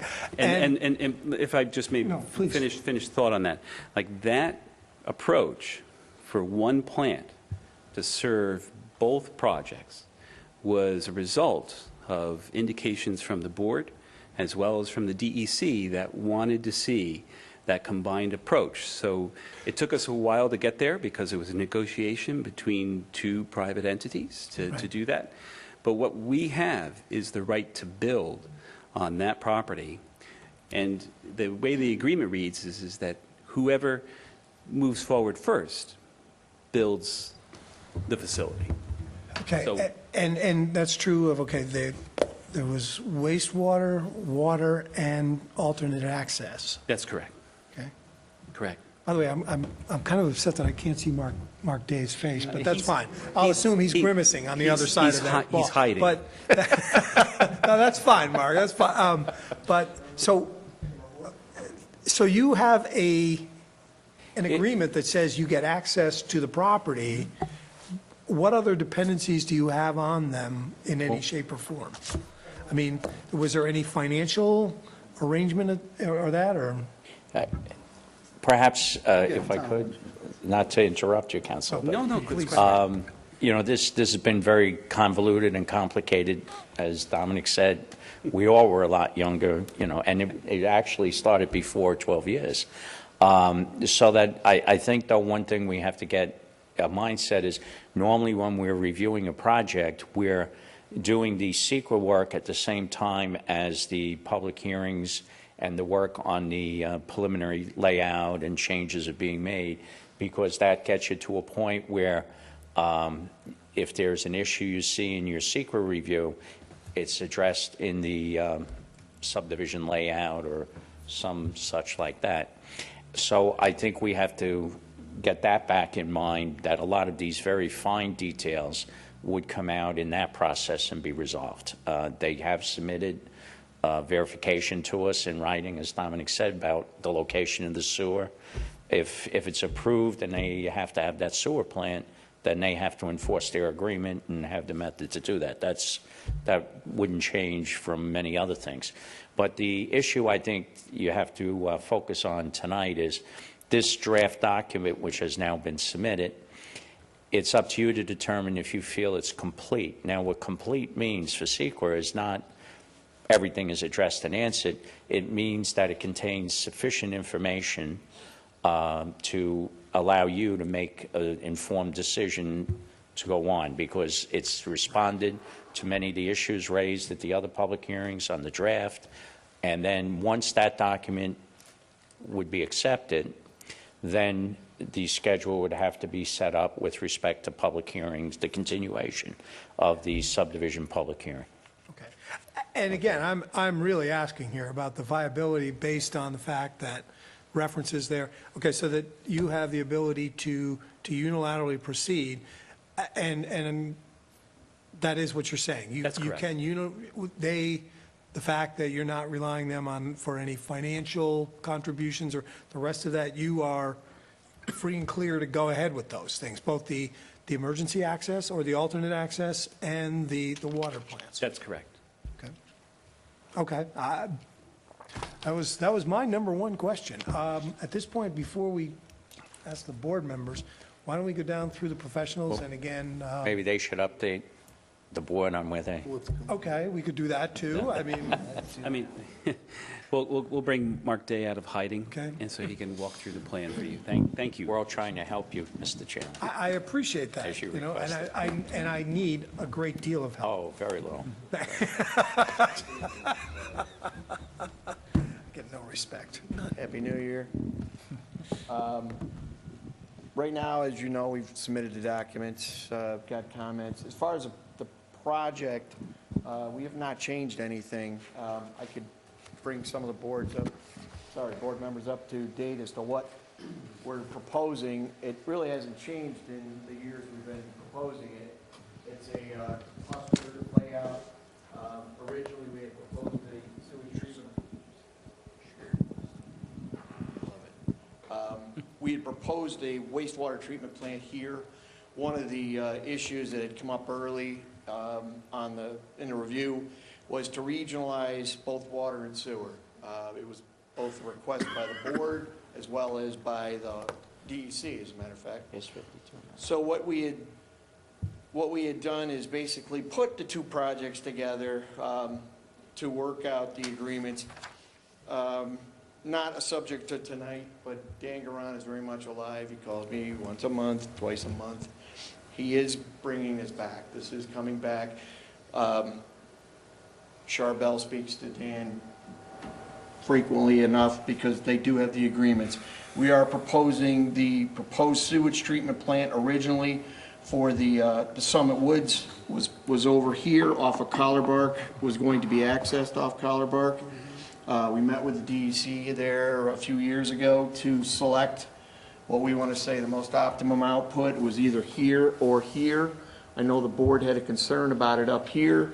We did meet with the DEC. They gave us draft speedies permit, if you will, or parameters for this location down here to discharge into the Van Anden Kill. The water system, we also looked at it regionally. There are two wells up here, very strong producers. They were drilled a few years ago, and they've been tested. They're very strong. Excuse me. Summit Woods has its own wells, but they're not as strong as Montage, and we thought that this was a better location to draw water from because of the fact that it's isolated from pretty much, this area is surrounded in wetland. This is a high rock knob, so we thought this was the best spot. Unfortunately, this level, this is very flat here.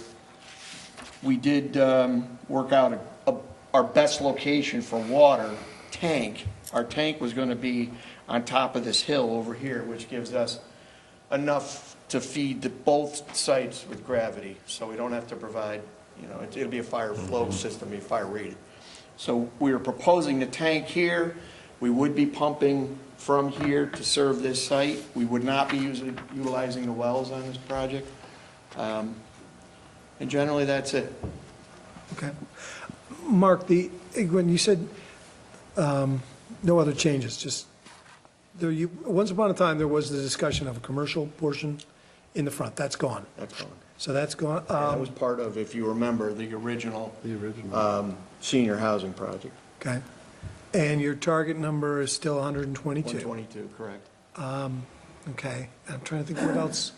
So the commercial's off. There's still, as I recall from is there realignment of the intersection with? Yes, that is proposed. Okay, that's still on the board. Correct. It's still actually shown here. We are going to realign what now is a fork or a Y.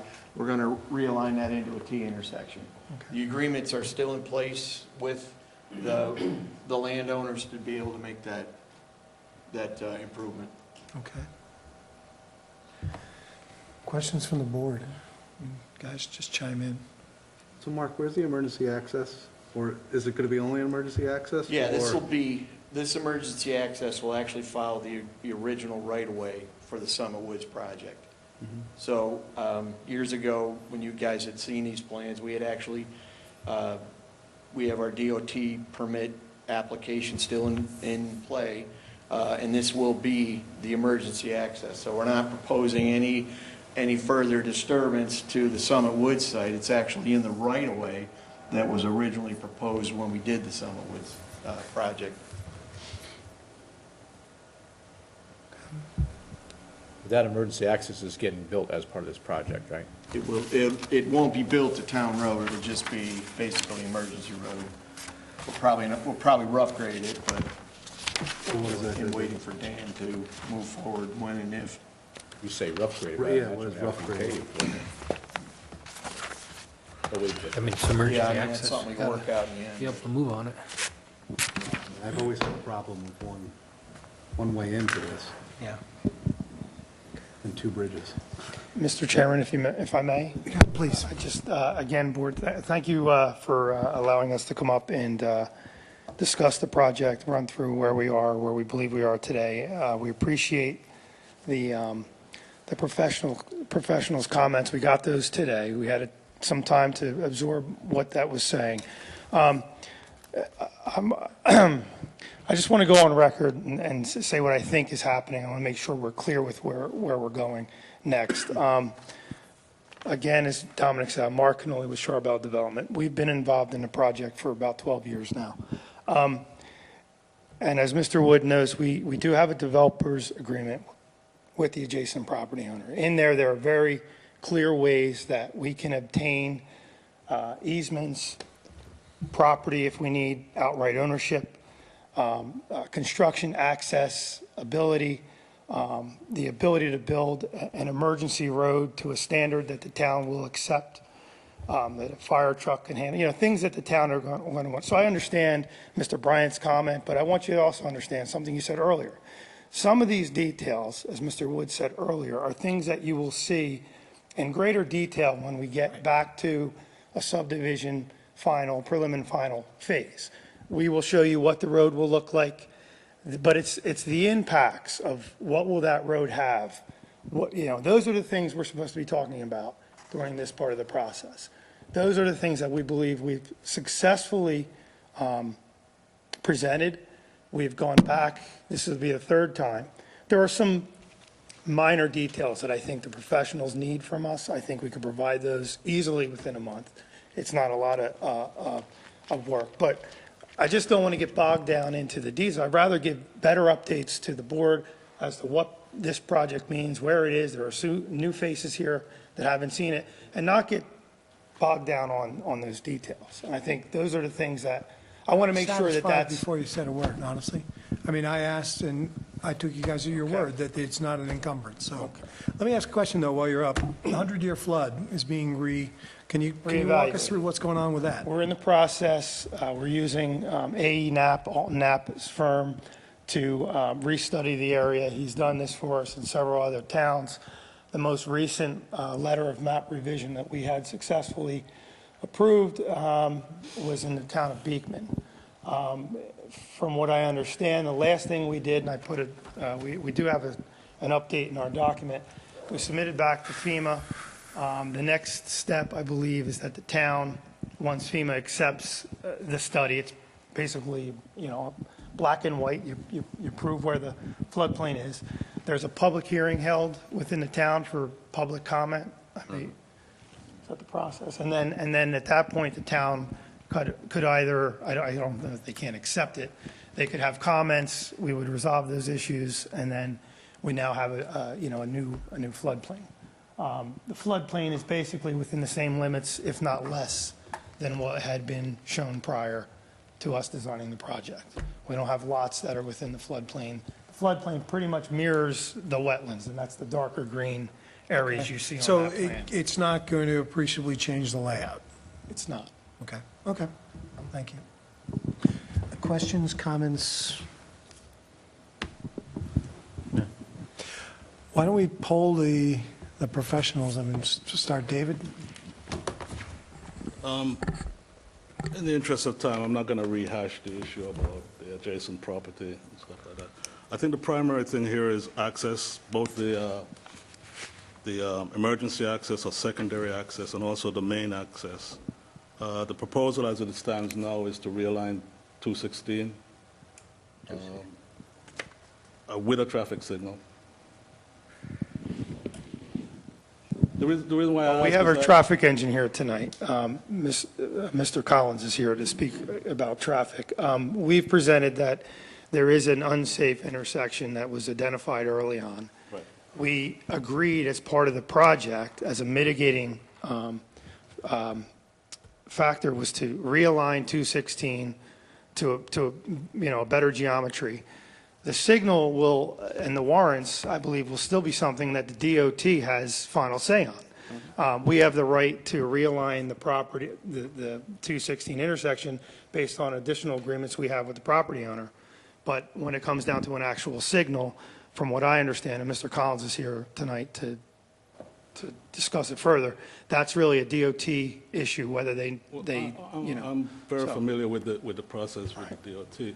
I think what we're getting back to is that the final document as presented should provide the information to the board to look at it and make an educated decision one way or the other. And I'm not sure that the information given allows them to do that. I haven't had a chance to see your recent letter. The last one I got was from Brendan Fitzgerald. I haven't seen it either, so, David, I haven't seen your letter either, so. And I believe, just let me, because this is again going back, and we're going backwards and not forward. We had letters from Brendan.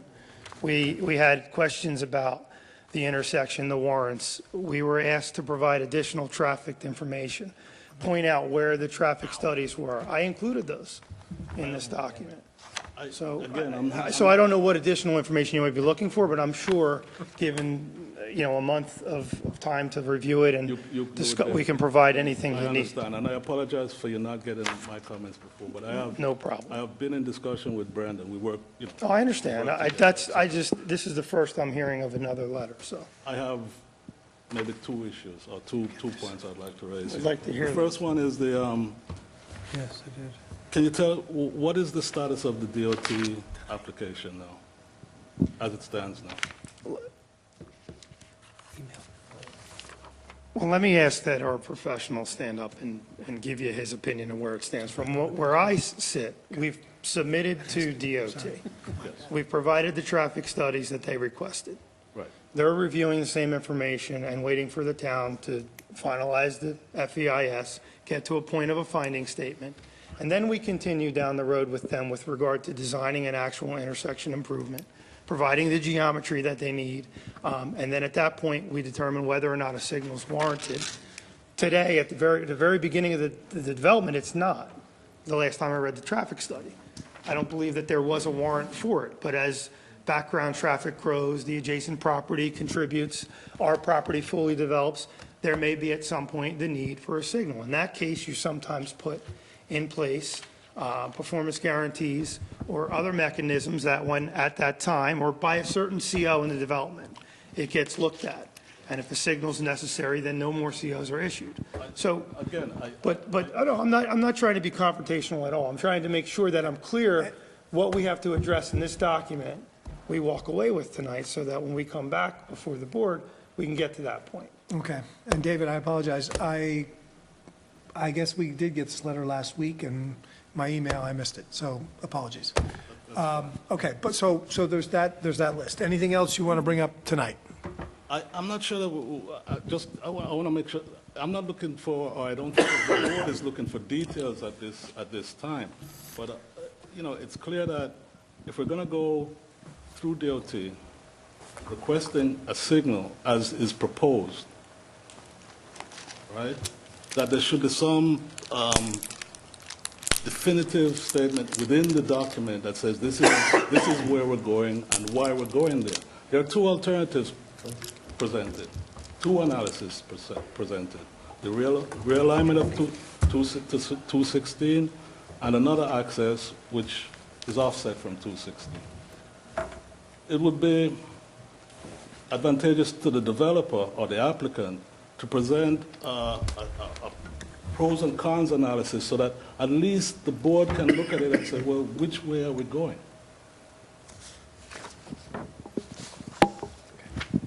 Are you referring to the emergency access? No, I'm referring to the main access.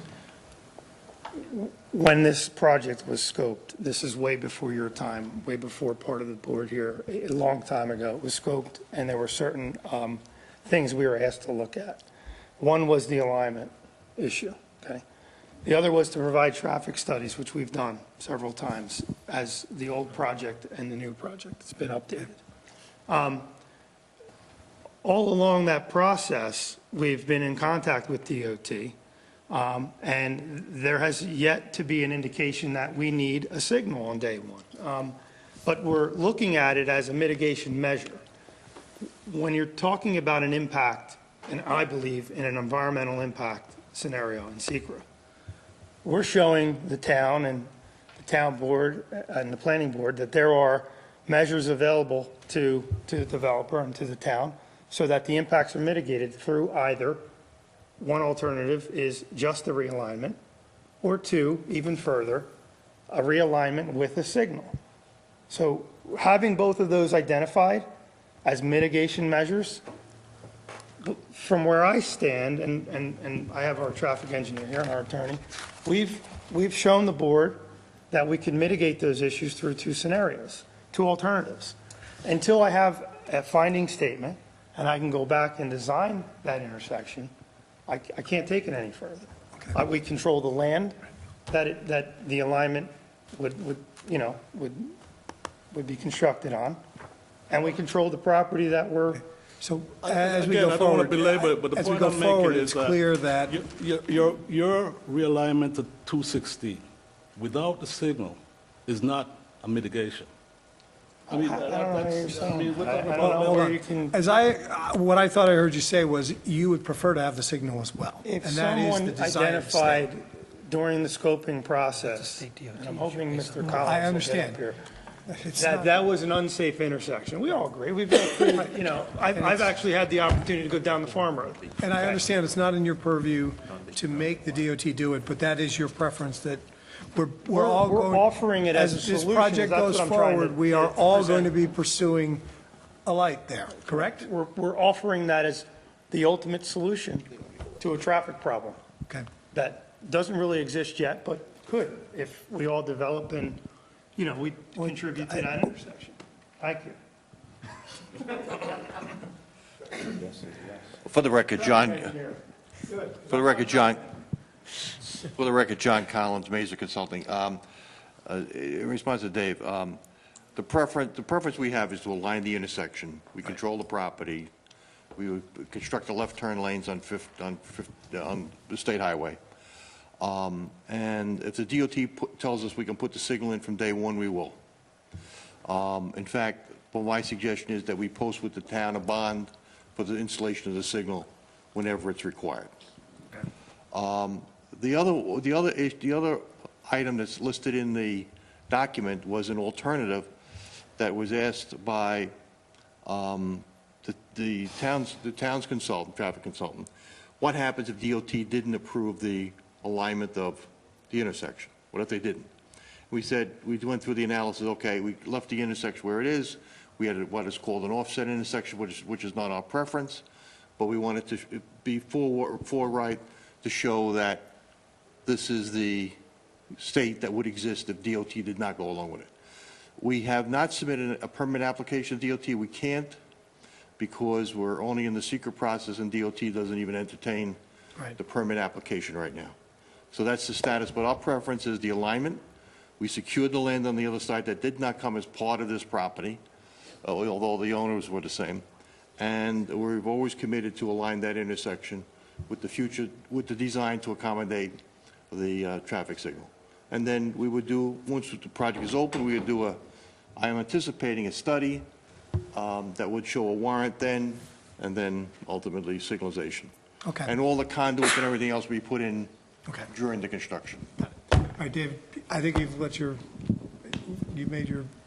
thing be known. Anything else you want to say, or? One more thing, the traffic volumes, the foundation of your impact study, also the foundation of the final document presented, are dated, I'm assuming, from 2007?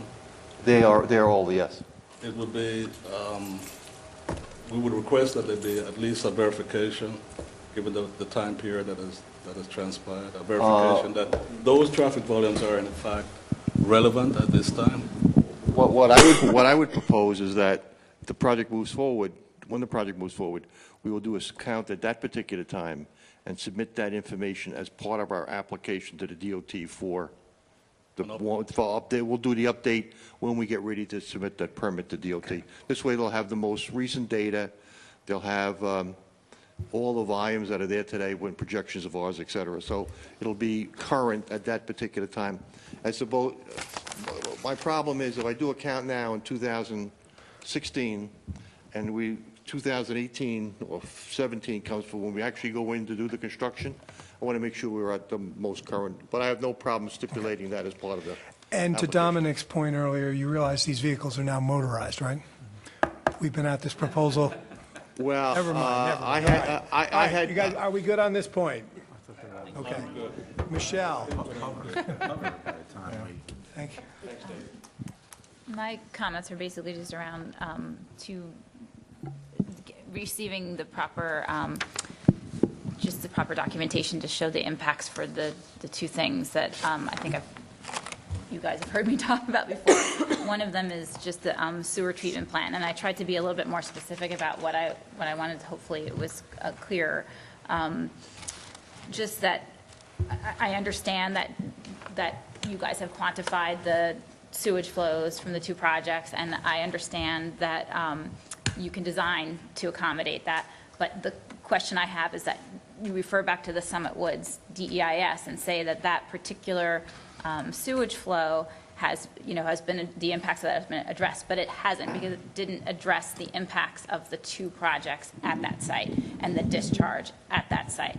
And so just a quantification of that in the EIS, just an understanding of those impacts, and just a actual documentation that shows what that is in the FEIS would address that issue.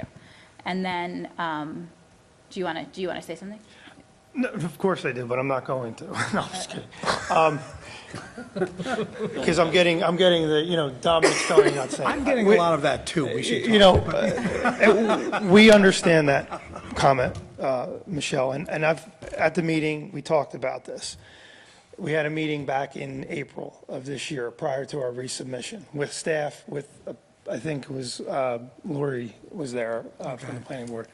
And we went through all the comments that I thought we needed to get to be here and be deemed complete.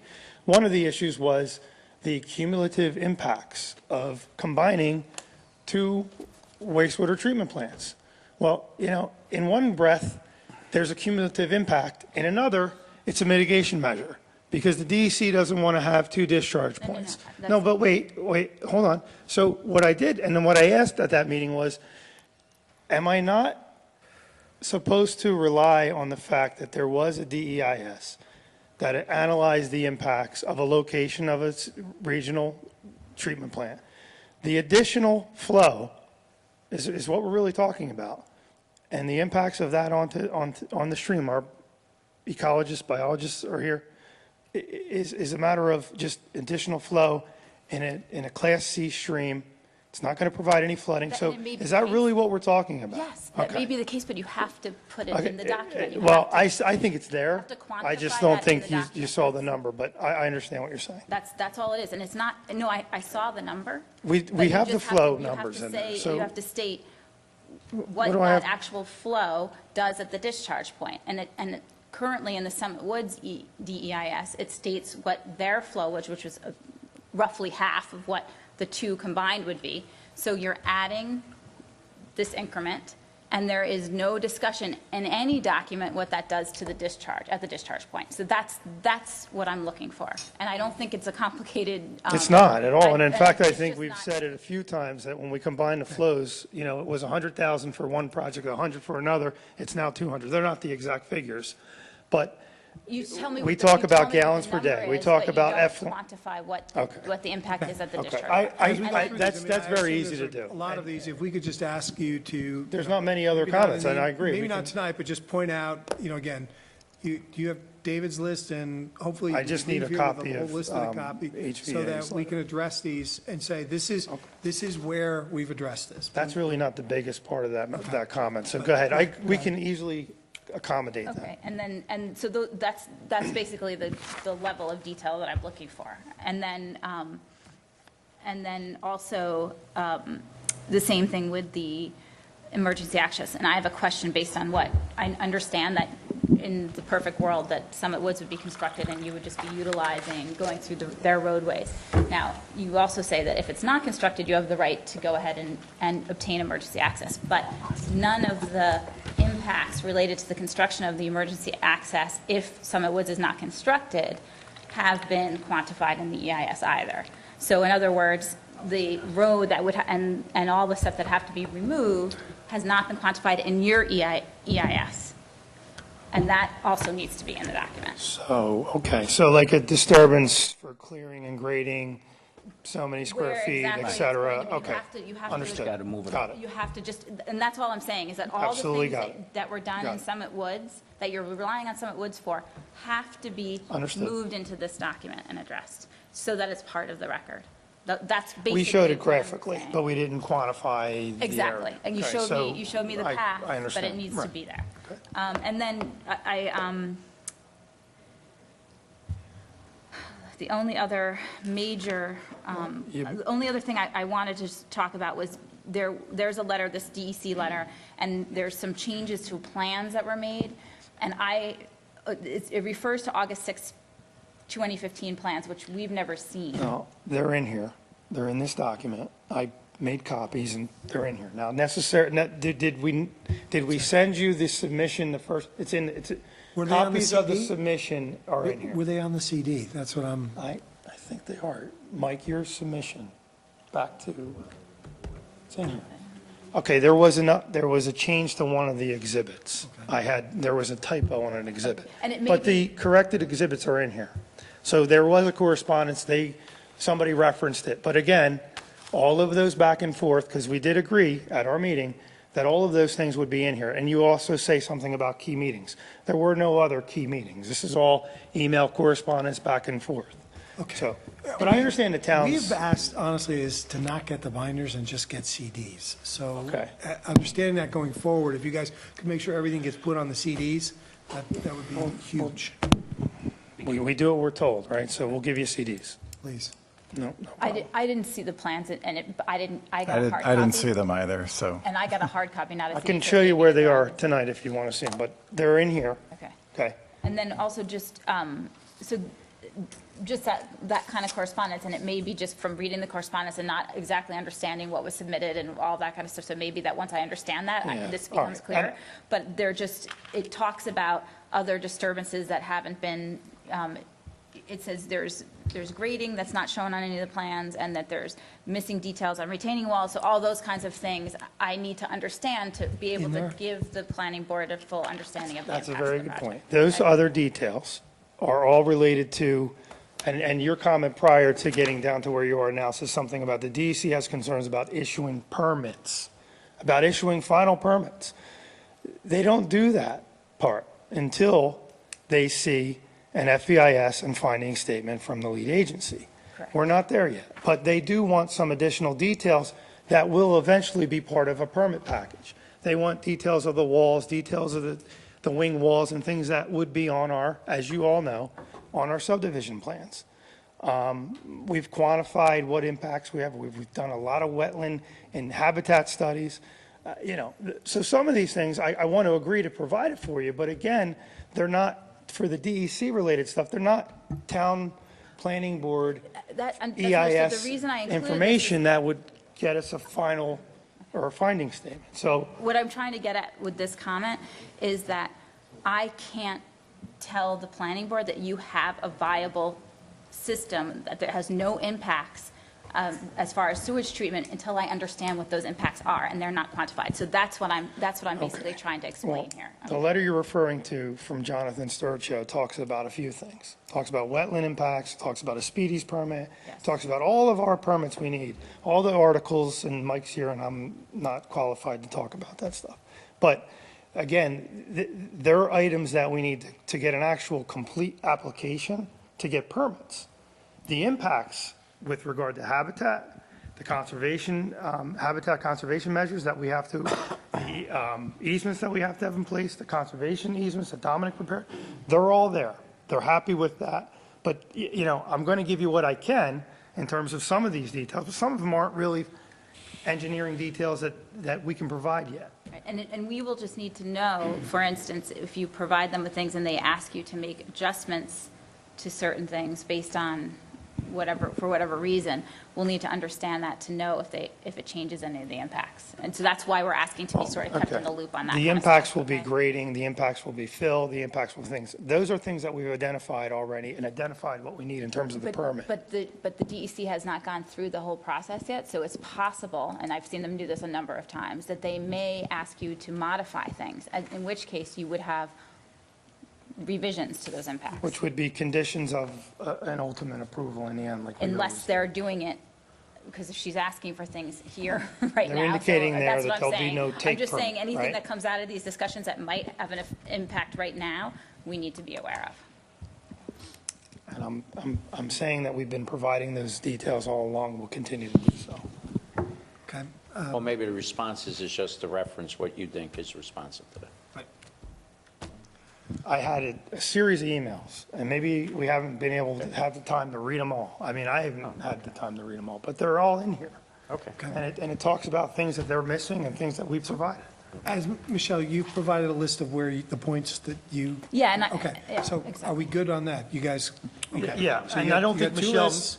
Joe, your list. My list has some similarities with Michelle's as far as them making some general references to things that are on the Summit Woods plans or the FAIS. They should be brought into this document more specifically, and it sounds like Mark's going to identify those locations or give us that supplemental information. Again, it has to deal with emergency access and the shared utilities, things we've already kind of talked about. As far as who would ultimately be the maintenance entity for the wastewater treatment plant and the water facility, the documents seem to talk about a couple of different either options, and we just thought it should be specific or just say these are the options and we'll explore them or whatever that case may be. And as far as a developer's agreement, I know that mentions a lot of the things you've already talked about, but I thought it was a little unclear because it says this agreement might require the current owners to sign on as well, and I didn't see that other correspondence from the current owner, so I wasn't sure what that meant to the agreement as a whole. And then on stormwater, there's going to be some maintenance agreements and easements that are required. The stormwater, the permit process has evolved as the project has gone on. And at one of our last meetings, we talked about some looking at the regulations and what had changed and how the project would be accommodating those changes. So I think that's, a lot of these are more detailed things that we would get into. We talked a little bit about the floodplain, the status on that, so we're clear with that. There's a comment on the cut and fill. There's, going to be a need to update those quantities as we get further into the grading specifics. And they also mentioned, and we talked about this too, the town as the lead agency would like to get all the correspondence that goes to the agencies that are reviewing, and we understand some of those agencies won't issue permits till we're through the process, but we just need to be kept informed of how things are moved along. Understood. Thank you, Mr. Dennis. Thank you, Jim. I'd like to, if I could, No, please. in connection, I want to discuss briefly the wastewater treatment plant and the ownership and the operation of that, if I may. It's just so that we are all at least speaking the same language. Okay. So whether or not this project had its own wastewater treatment plant, or there was a wastewater treatment plant that was going to be serving both this and the neighboring project, that the wastewater treatment plant, as well as the water system, would be owned by transportation corporations. That is the option, that is one of the options, rather, and it is something that's provided for in state law. It requires the town board to consent to the formation of those transportation corporations, but the town board cannot consent at this point because the seeker process hasn't concluded. So that would be something that we would approach them on at that time once seeker is concluded. And there are other options as well that the town could consider. It could operate the plant itself. It could be constructed and then turned over to them. I'm not saying that they would or would not. I'm just saying that it's one of the options that they could consider. And it also could be owned by the Dutchess County Water and Wastewater Authority if that's something that the town would want to see happen here as well. So there's a number of different options that the town board could indicate its preference as to how that is in the long term owned and operated. But we're not quite there yet. What we've done in the document is to try to identify that these are options to move forward. And just so that we're all on the same page as far as that's concerned, is I would anticipate at a minimum, and what we've discussed in the document is that there would be bonding associated not only with the construction of the plant to make sure that it's fully constructed as per the design and the approved design at that time, but also a bond for the operation and maintenance of that plant for some time thereafter to make sure that there is a fund available to keep that plant running, but also a formation of a district that would serve the property or properties, as the case may be, that would ensure that in the future, if there was any need for either the town or Dutchess County Water and Wastewater Authority or any other entity to take over the plant, that the only people that would be paying for the cost associated with treating that wastewater would be the people that live at this project, so that nobody else in the town or anywhere else would have the financial hardship of having to pay for operations at this plant. I know that elsewhere in Dutchess County that has not always been the case. And that's something that, we want to make sure that the town is fully protected on, and I think that there are mechanisms out there. But to say today, that it's going to be option A, B, or C, or some other option, we're just not at that stage yet, because we can't ask them to make a determination until we get through this process. Okay. Thank you, Dominic. Of course. Scott, did you have a list of things, or? No, you? not at this stage. Mine are more the nuts and bolts when we get into the details of design. Okay, board members. I'm saving the best for last, Tom. Board members, comments? Okay.